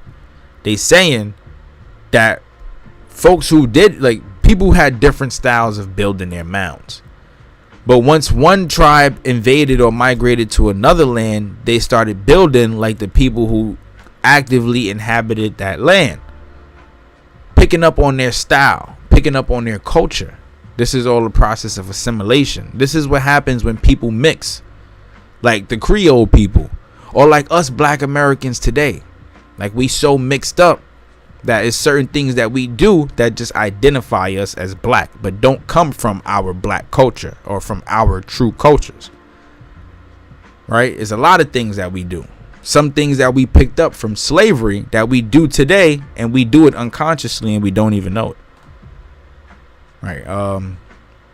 The relics and remains prove also a succession of races. Succession meaning changing of races, succession over time.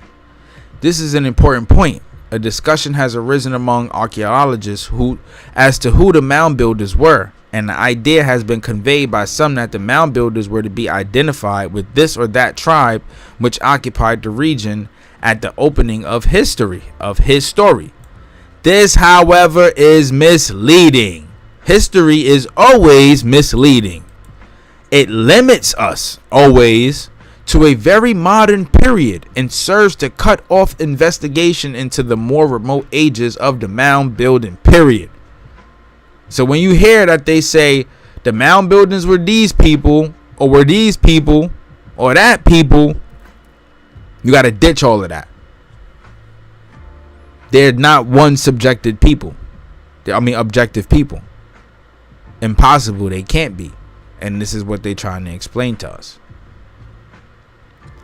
Our position is that many of the mounds contain a record of successive periods of occupation. Some of the burial mounds having been built by several different and successive tribes, and the layers of the mounds being really the works of different tribes.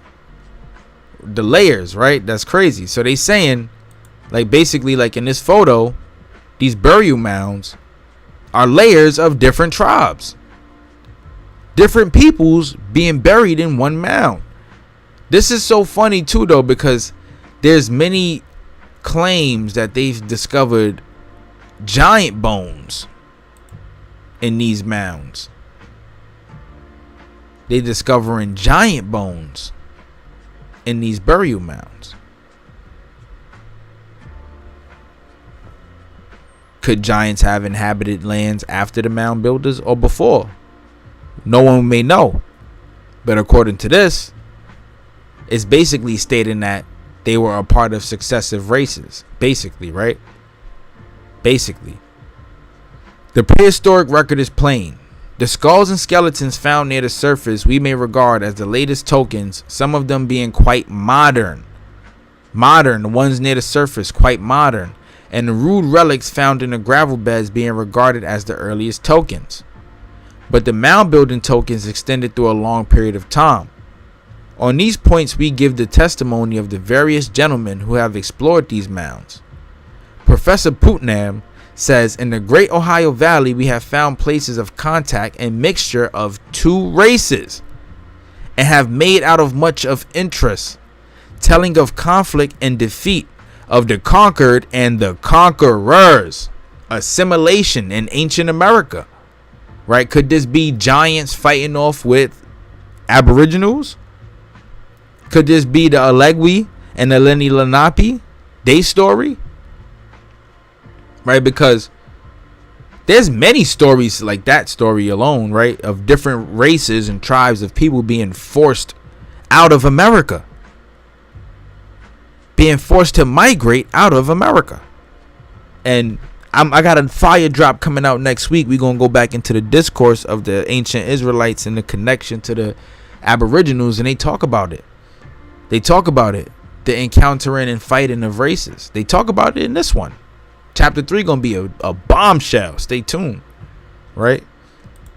The long, narrow-headed people from the north, who can be traced from the Pacific to the Atlantic, extending down both coasts and extending their branches towards the interior, meeting the short-headed and southern race here and there. Right? Saying the narrow-headed and the short-headed was two different races.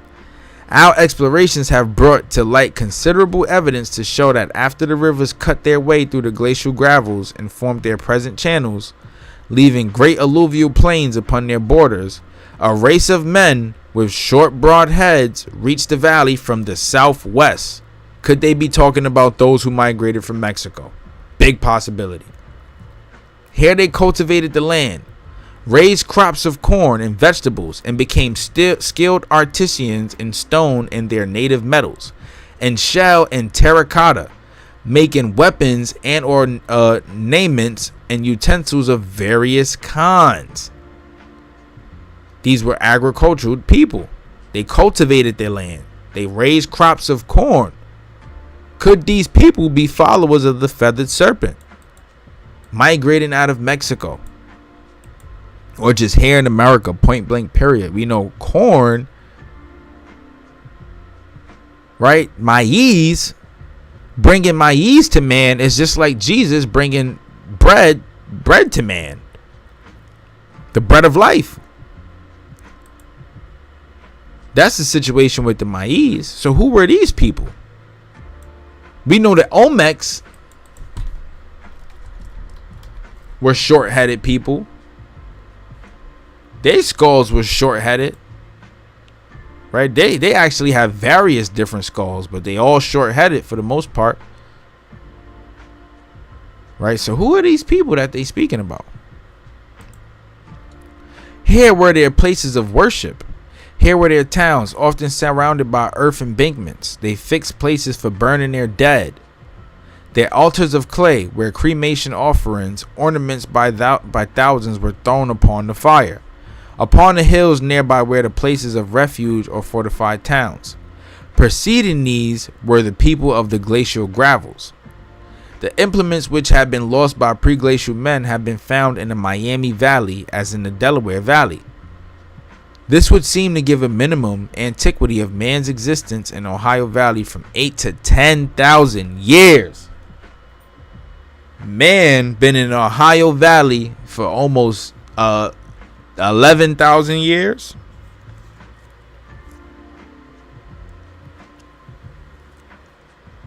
They were here before the Ice Age, pre-glacial. From the time when man was the contemporary of the mastodon and mammoth to the settlement of the region by our own race, successive peoples have inhabited this valley. 3. We turn to the division of the mound builders' territory. This illustrates several things. It proves that the mound builders were, and as we have said, greatly influenced by their environments, and that their works were correlated to the geographical district. It proves that there was, in general way, a correspondence between the mound builders and the Indian. There was a correspondence. As different classes of earthworks and different tribes of Indians have been found in locations or in districts whose boundaries were remarkably similar. This to some minds would prove that the mound builders and Indians were the same people. But if we take into account that there were a succession of races and that each race was equally influenced by its environment, we may conclude that the effort to identify the latter with the earlier people, the later with the earlier people, will require something much more than mere geographical division. Let us now examine the earthworks of the different districts. Alright, number 1. The first system which we shall mention is that found in the state of Wisconsin, a state abounding with emblematic mounds. These mounds are confined almost exclusively to the small territory of west of Lake Michigan, east of the Mississippi, south of the Fox River, and north of the mouth of the Rock River. Through a few have been found in eastern Iowa and southern Minnesota, on the land immediately adjoining the Mississippi River. The peculiarity of the mounds is that they so strangely resemble the forms of wild animals formerly abounding in the territory. This is signs of animal worship. Idolatry. This is idolatry. Animal worship.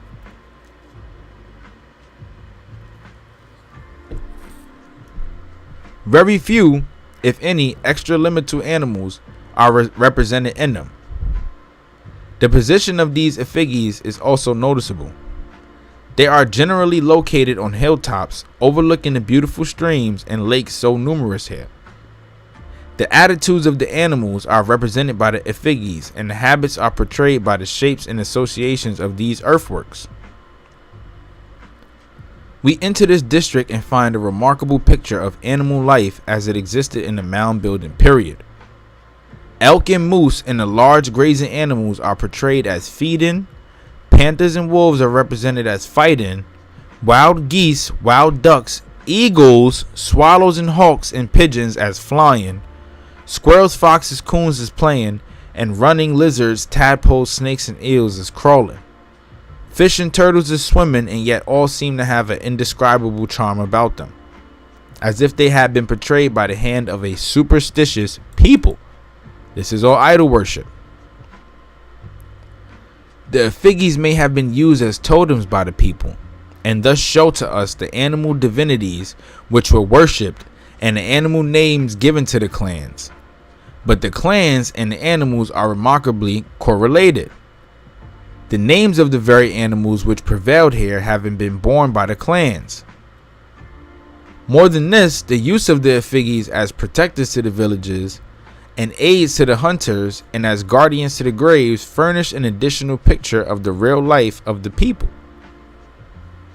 The attitudes of the animals are always natural, portraying habits and even motions, but a condition is recognized beyond mere animal condition.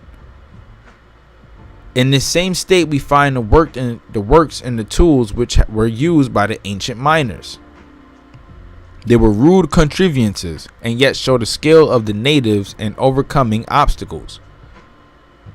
Without knowledge of the mechanical inventions of the wheel and pulley, without the art of smelting or even molding the precious metals, the mound builders of the region succeeded in manufacturing all the metal tools which were necessary for their purpose, being mostly tools used by hunters such as knives, spearheads, axes, chisels, awls, needles, and a few ornamental pieces. They saying that the mound builders here in America had no knowledge of a wheel and pulley, or no knowledge of smelting or molding or cultivating any uses with any metals. However, they still found the way to make their knives, spearheads, axes, chisels, awls, needles, and ornamental pieces. From whom did they get this knowledge from? This knowledge had to pass down from a specific, from somebody. That knowledge had to come from some group of people, right? Because how you got some type of knowledge of making these items, right, without any tools to make them? Where you hear that at? This is ancient America, the true old world, where the unthinkable is thinkable and the undoable is doable. This is how ancient this land is.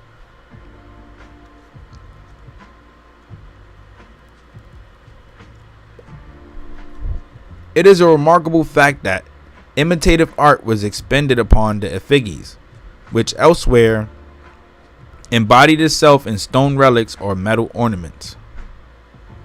The second district is of the one characterized by burial mounds or ordinary tumuli. This is an interesting class of earthworks and may be designated as prairie mounds. They are situated, to be sure, on the banks of streams, rivers, lakes, marshes, but they are in the midst of the broad prairie region stretching across the north half of the states of Indiana, Illinois, all of Iowa, Minnesota, Dakota, part of Kansas, and Missouri, ancient America, the true old world. This broad expansive territory seemed to have been occupied by tribes of mound builders who merely erected burial mounds, but who, owing to their unsettled migratory habits, did not even stop to build wall defenses for themselves. These people constantly migrated. The folks here in Iowa, Minnesota, Dakota, and parts of Kansas, they were constantly migrating. Their work consists mainly in tumuli, vast numbers of which are found scattered over this entire region. We do not say that they were entirely destitute of defense, for there are occasional earth walls which show that they were permanent villages, but in the main defense must have been secured by stockades rather than by earth walls. Occasionally there are ridges or convergent walls which resemble the game drives of Wisconsin, and these furnish additional proof that the people were hunters. Right, remember what I said about the hunters, right? Different from agriculturalists, completely different. The mounds occasionally present relics reminding us of the hunting habits of the people who erected them. Pipes in the shapes of raccoons, prairie dogs, beavers, turtles, lizards, eagles, hawks, otters, wildcats, panthers, prairie chickens, ducks, and frogs show that they were familiar with wild animals, right? Not just swinging from trees like Tarzan. These folks were, they were expert hunters, right? They could hunt their life away, right? They knew the forest off the back of their hands. Why? Because they've been dwelling in America for so many years, right? So many years prior to the introduction of the newer tribes that came in here into the Americas. The relics, which are most numerous, are spearheads, arrowheads, knives, axes, and such other implements as would be used by wild hunters, with a very considerable number of copper elements, axes or celts, awls, knives, needles, and occasionally specimens of woven fiber, which may have been formed, which might have formed the clothing for a rude people, and a few specimens of the higher works of art. But there is an entire absence of the symbols found in the mounds of the South. All right, and here's the third district. The third district is the one belonging to the military class of mound builders. So we have three districts of mound builders, right? We got these prairie mound builders, these prairie game mound builders, hunter society. And then we have the first part of mound builders, right, who basically worshipped animals, right? They used the animals as symbolism. And now the third society, which is the third class, being the military class of mound builders. Three different classes of peoples, all branches of successive tribes, though, here in America, ancient America, the true old world, right? This district formerly abounded in forests and was especially adapted to warlike races. They like to fight. They like to fight and invade. That sounds a lot like Japheth's kids to me. For those who know the Bible story, right? I don't mean to get too biblical with y'all, because I don't even know it much myself. I just study what I feel like I can understand. Right? But the 3rd district is to home of warlike races. It embraces the region situated in the hill country of New York, Pennsylvania, and West Virginia, and extends along the banks of Lake Erie into the state of Michigan. The mode of life in these regions was military, straight military, like a Roman legion. It was a necessity of their very situation. Here was the effort of nature upon the state of society, which was inevitable. These works were military and defensive, as from the nature of their surroundings they must be. The forest gave too much opportunity for treachery to avoid it. Human nature, when dwelling in such circumstances, would develop in this way. It made no difference what tribe dwelt there. There was a necessity for military habits. It made no difference, right? They always felt like they had to defend themselves, being that this was their location, right? The 3rd class of mound builders, the military class of mound builders, on defensive timing, but also a class of invaders. They were warlike, which means they like to colonize and invade other lands, right? It made no difference what tribe dwelt there. There was a necessity for military habits. We can picture to ourselves exactly the condition of society. Whether the same or different tribes of people inhabited these regions, their mode of life was certainly dictated by their circumstances. There was no means by which the people could overrule the forces of nature and gain control of her elements. It was one of the peculiarities of prehistoric society that it was conformed altogether to nature. Civilization alone overrides difficulties and makes the forces of nature obedient to her wants. We call these military structures comparatively modern, but we do not know how long they continued as a class. If there were those who led a different life, they were probably located in the valleys or on the borders of the streams, just where we find a few agricultural works, right? Like I said, anything that's close to the lake, you're going to have agriculture. But the vast majority of works, whether very ancient or more modern, are of the same class, military and defensive. Proof that throughout the successive times of races, these people picked up on each other's habits, right? Thus continuing this military and defensive race, this defensive class of people. The Iroquois Confederacy. That's what you have up north now, and they are known to be like a military. Over 300 military structures are found in the single state of New York and scattered over the mountains of Virginia and eastern Tennessee and Kentucky. And everywhere the hunting life and the warlike and predatory state would be most likely to prevail. There these military and defensive structures are found. The Iroquois, the Wyandots, and the Eries were warlike people. The Cherokees were also warriors and may be regarded as the mountain tribes of the East, even though there are multiple different branches of Cherokees. We got that coming in a later video. We're going to talk about that one.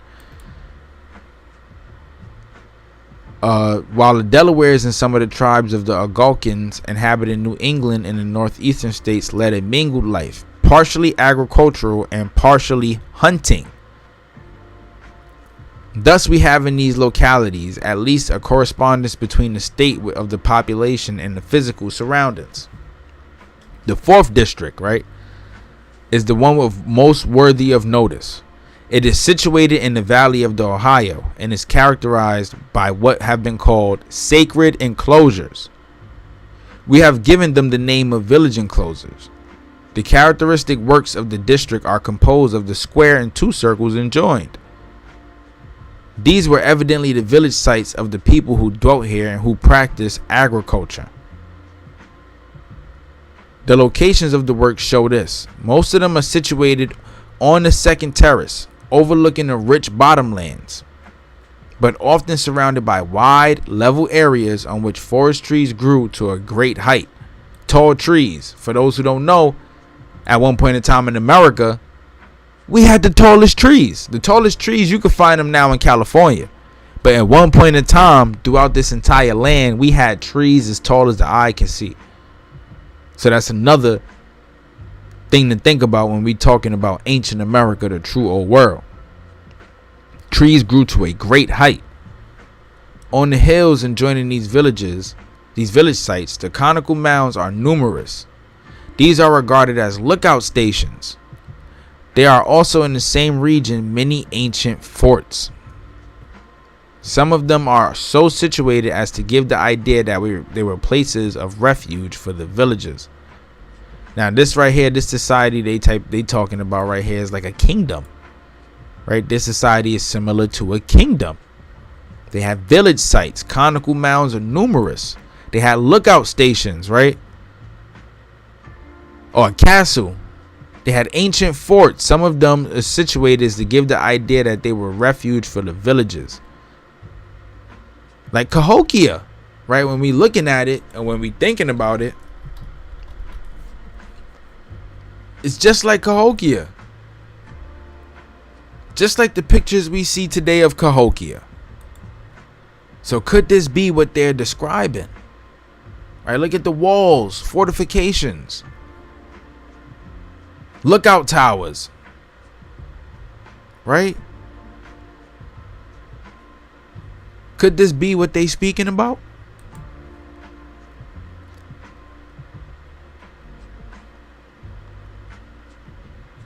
There are in the same region certain enclosures which contain groups of burial mounds, and in these mounds altars have been discovered, on which have been deposited large quantities of costly relics in the shape of pearl relics, carved pipes, mica plates, copper stools, arrowheads, and many personal ornaments.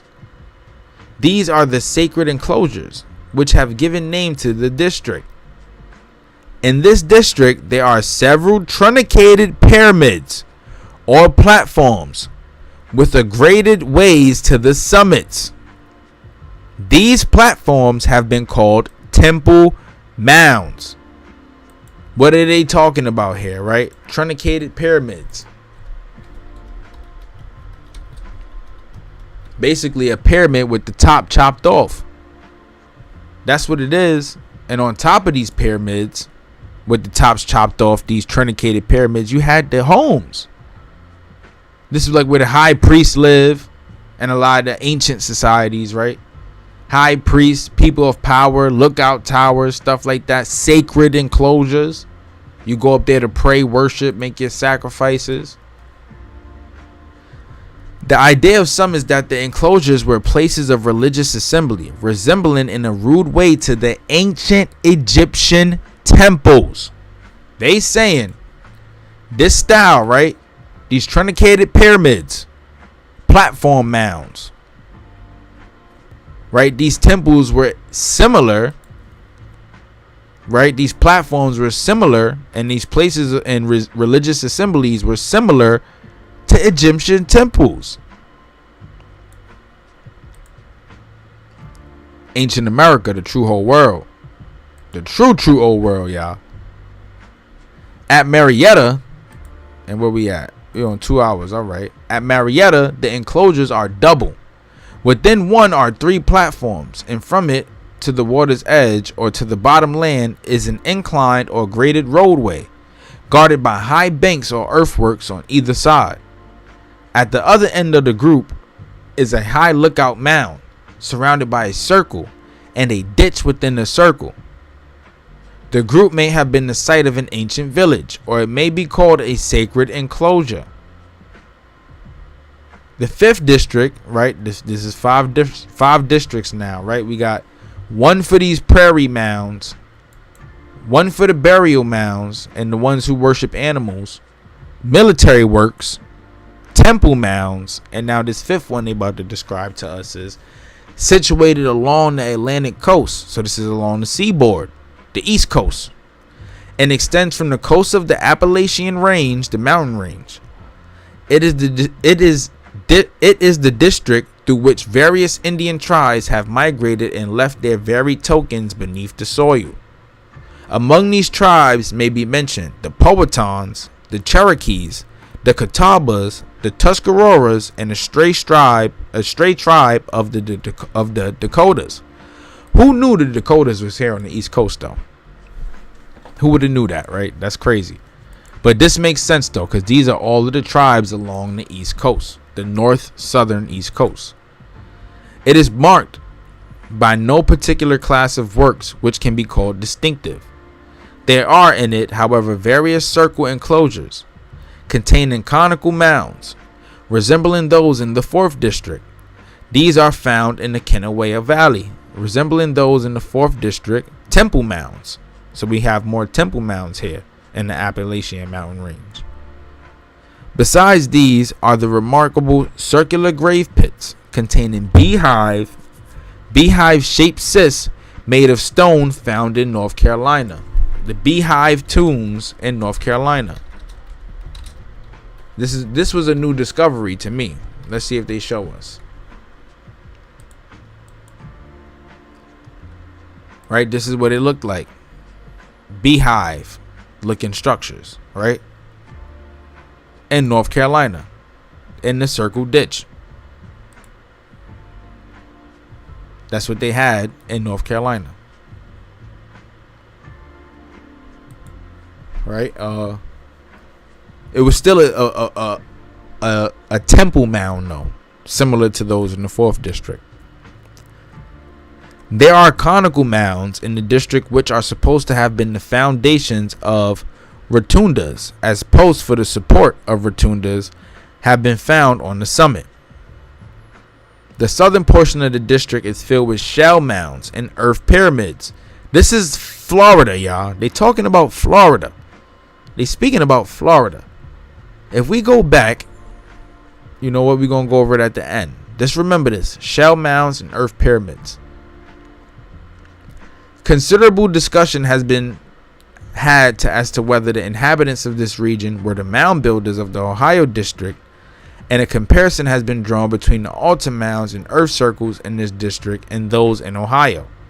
Both have been ascribed to the Cherokees.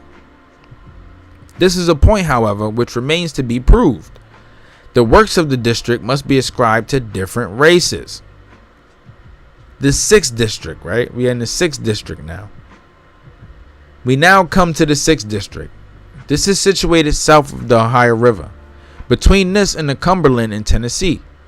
It is a mountainous and woody territory, and the people who formerly dwelt there may be called the mound builders. The peculiarity of the works of this region is that they are mainly fortified villages, defense villages. So this is like District 3. They are to be distinguished, however, from the fortifications of the 3rd district and from the villages of the 4th district by the fact that they combine the provisions for defense and for the permanent residence in the same enclosure. You see? Just different peoples. Different styles of living here in the Americas. This is oh so ancient. Right? Very, very ancient, right? It says the village enclosures in Ohio are double or triple, but those found in this district are always single. Their locations show that they were chosen for defense, but their contents show that they were used for places of permanent abode, to live. They consist largely of earth walls surrounding enclosures, within which are pyramidal, domiciliary, and burial mounds, all of which furnish proofs of long residence, proof that these people lived there for a long time. Right? They lived and defended, so that means they fought to die for their land, because they slept there and they defended it at the same damn time. They weren't migrating or nomads, like other people say, nomads moving from place to place.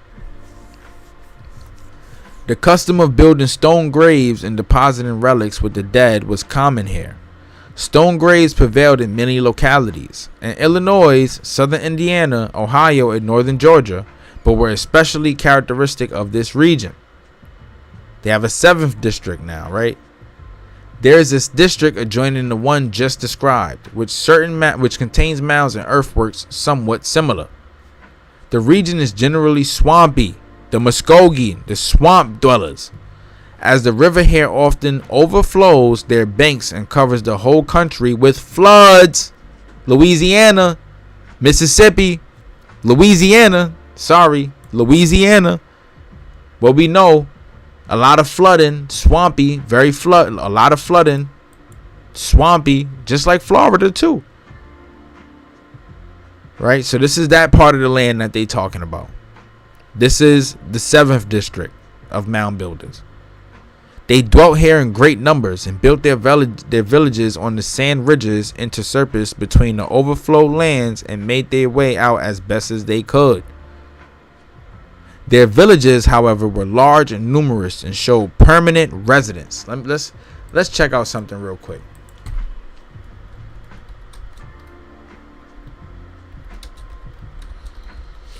Let's see if we can find it. Florida, like I said, y'all, used to have an entirely different shoreline. Right? The shoreline expanded way past what we see today. Right? A lot of it has receded over time due to the flooding. You know, it's swampy. It's all swampy now. But before that, a long time ago, that was land. That was all land where people dwelt and lived. They dwelt there in great numbers and built their villages on the sand ridges interspersed between the overflowed lands. Right? Their villages, however, were large and numerous and showed permanent residents. The enclosures within which were pyramids, conical mounds, and many large circles. We call it the district of large circles. In some of the conical mounds there have been found large quantities of pottery, and so the name of pottery makers might be ascribed to the people. This pottery resembles that found in the stone graves and near the Cahokia Mound, but is regarded as distinctive of this region. We got pottery in Florida being connected to pottery in Cahokia. Right? That's showing connections of tribes. Right? People migrating from place to place or assimilating, cultural diffusion, teaching each other new things, trading. Stuff like America probably had its own Silk Road. Wouldn't be surprised. Wouldn't be surprised if we see that pop up reading this book. Right? We may say that the district has been occupied by the Arkansas, the Kansas, and Pawnee Indians, branches of the Dakotas, but it's unknown to what class the pottery makers belonged. And here we have in the 8th district. Intervening between these two districts and extending through the Gulf states, we find a series of large pyramidal mounds, of which Cahokia Mound near St. Louis is a specimen. This region may have been occupied by the Natchez, so they saying what they found in Cahokia, the Ohio Valley. Pyramid mounds in Ohio Valley are similar to what they see over there in like Louisiana and Texas, that area. Right? This said this land was occupied by the Natchez, a remarkable people who were known to have been sun worshippers. Yes, the Natchez were known sun worshippers, but we didn't know they built pyramids. And they're saying the pyramids they found there, though, are similar to those that were in Cahokia. Again, migrations and and travelings of different peoples. Some of the largest groups of pyramids are located near the city of Natchez. Big drop. This is history, because who knew this? Who knew there was a large group of pyramids located near Natchez, Louisiana? And if they belong to the Natchez, then there's sun temples, sun worship. But if they belong to those who dwelt before, then it could be an entirely different story. It is a region, however, where the Chickasaws and Choctaw branches of the Muskogees formerly dwelt. This leaves the question as to who the builders of these pyramids were, and it is still in uncertainty, like I just said. Depending on the temple, because the Chickasaws and Choctaws were not sun worshippers. They were great serpent worshippers, followers of the Most High. Big facts. Check out my old drops. The pyramids are supposed to have been occupied by the chiefs and furnished foundations for the great houses or official residences. They are situated, however, in the midst of lands subject to overflow, and have been explained by some as being places of refuge for the people in time of high water. Ooh, people in time of high water. For floods. Right? In time of floods, they go to the top of the pyramids. During times of floods. Could this be what these people have done or did at the time of the deluge? Right, good question. In the eastern part of this district, there is a class of works which differs from those in the western. Here we see the elevated platform, and along with it, the circular mound for the temples, and between them, oftentimes, the chunky yard and public square, accompaniments of a native village. The race distinction is manifest in this form of structure, and nowhere else do we find it. The tribes who dwelt in this region were the Creeks, a branch of the Muskogees. So they talking about now maybe South Carolina, right? Atlanta, Florida. These works have been ascribed to the Cherokees, who were located in the mountains. The Cherokees, however, maintain that they migrated to the region and took possession of the works which the Creeks and Muskogees had erected. Boom. No two tribes dwelling in one time. Here we see it. We got Cherokees moving in and taking over what Creeks and Muskogees built. And they said the Cherokees were warlike invaders, right? So what the Cherokee on Cherokee lands, right? When we see these maps, all these maps that go around of ancient Aboriginal maps and stuff, are these the true lands that belongs to these tribes, right? Cherokees taking over Creeks and Muskogees. We ain't never hear about that. They also maintain that their ancestors were cave dwellers. The Cherokees' ancestors are cave dwellers. That tells us a lot. Explains why they invade. They like to fight and invade, but there are different branches of Cherokee though. That's something, like I said, we're going to go into. So we're going to remember this part right here. This is a real interesting statement, right? And describe the caves from which they issued. Dr. Cyrus Thomas holds that the Shawnees were in this region pre-Columbian times and refers to the evidence furnished by the relics found in the stone graves, and especially those found in the Etowah mounds in Georgia as proof. The Shawnees, however, latecomers belonging to the Algonquin stock, a stock marked by narrow skulls, they were preceded by the Muskogee stock, a people with broad skulls. Going back to this long skull, Algonquin long skull people, and the Muskogee broad skull people. Muskogees, like I said, these tribes came from Mexico. When we think about broad skulls, we got to think about that this head we see. This head we see, right? This omic head, this broad skull, right? The Negroid features. That's what they speak about. It said, right, it was a tradition among the Muskogees that they migrated from the west and found the country occupied before them. While their ancestors issued from a sloping hill at the command of their divinity, who stamped upon his summit and erected the pole. We just spoke about this, the Fabusa. We was just talking about this just last week. Just talking about this story.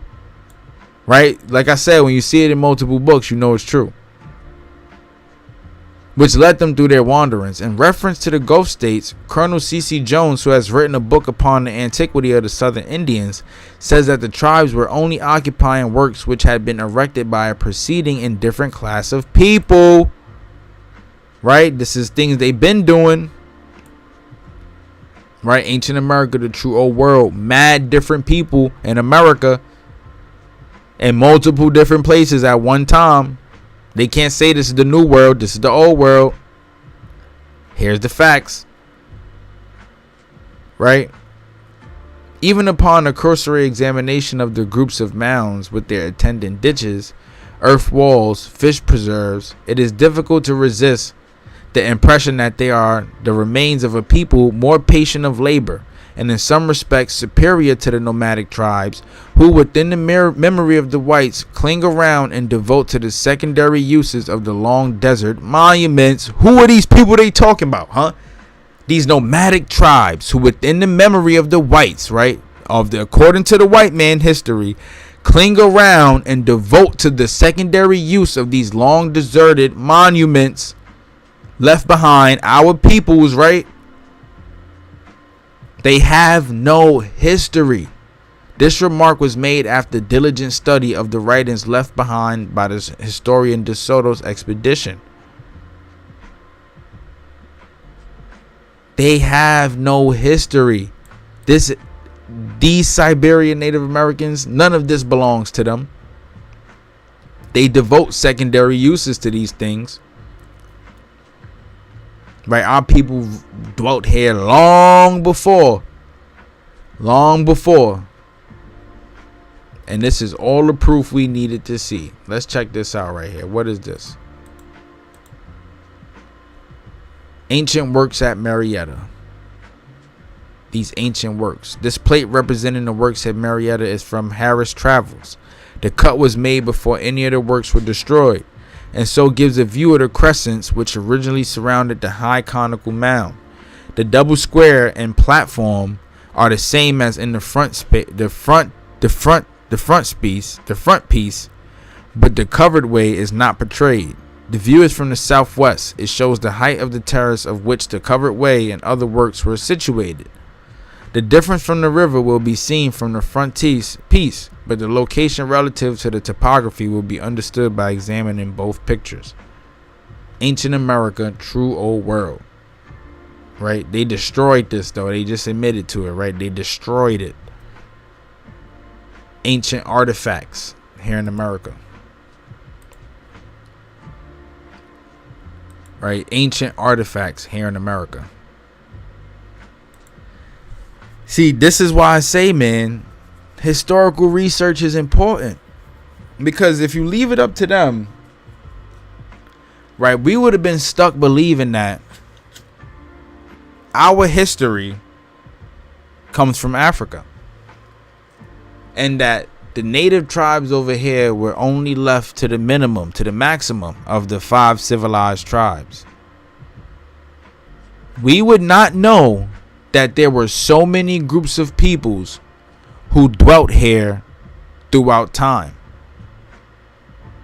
You have peoples who migrated via Southeast Asia, through the Malays, through the Polynesian islands, and found homes in South America.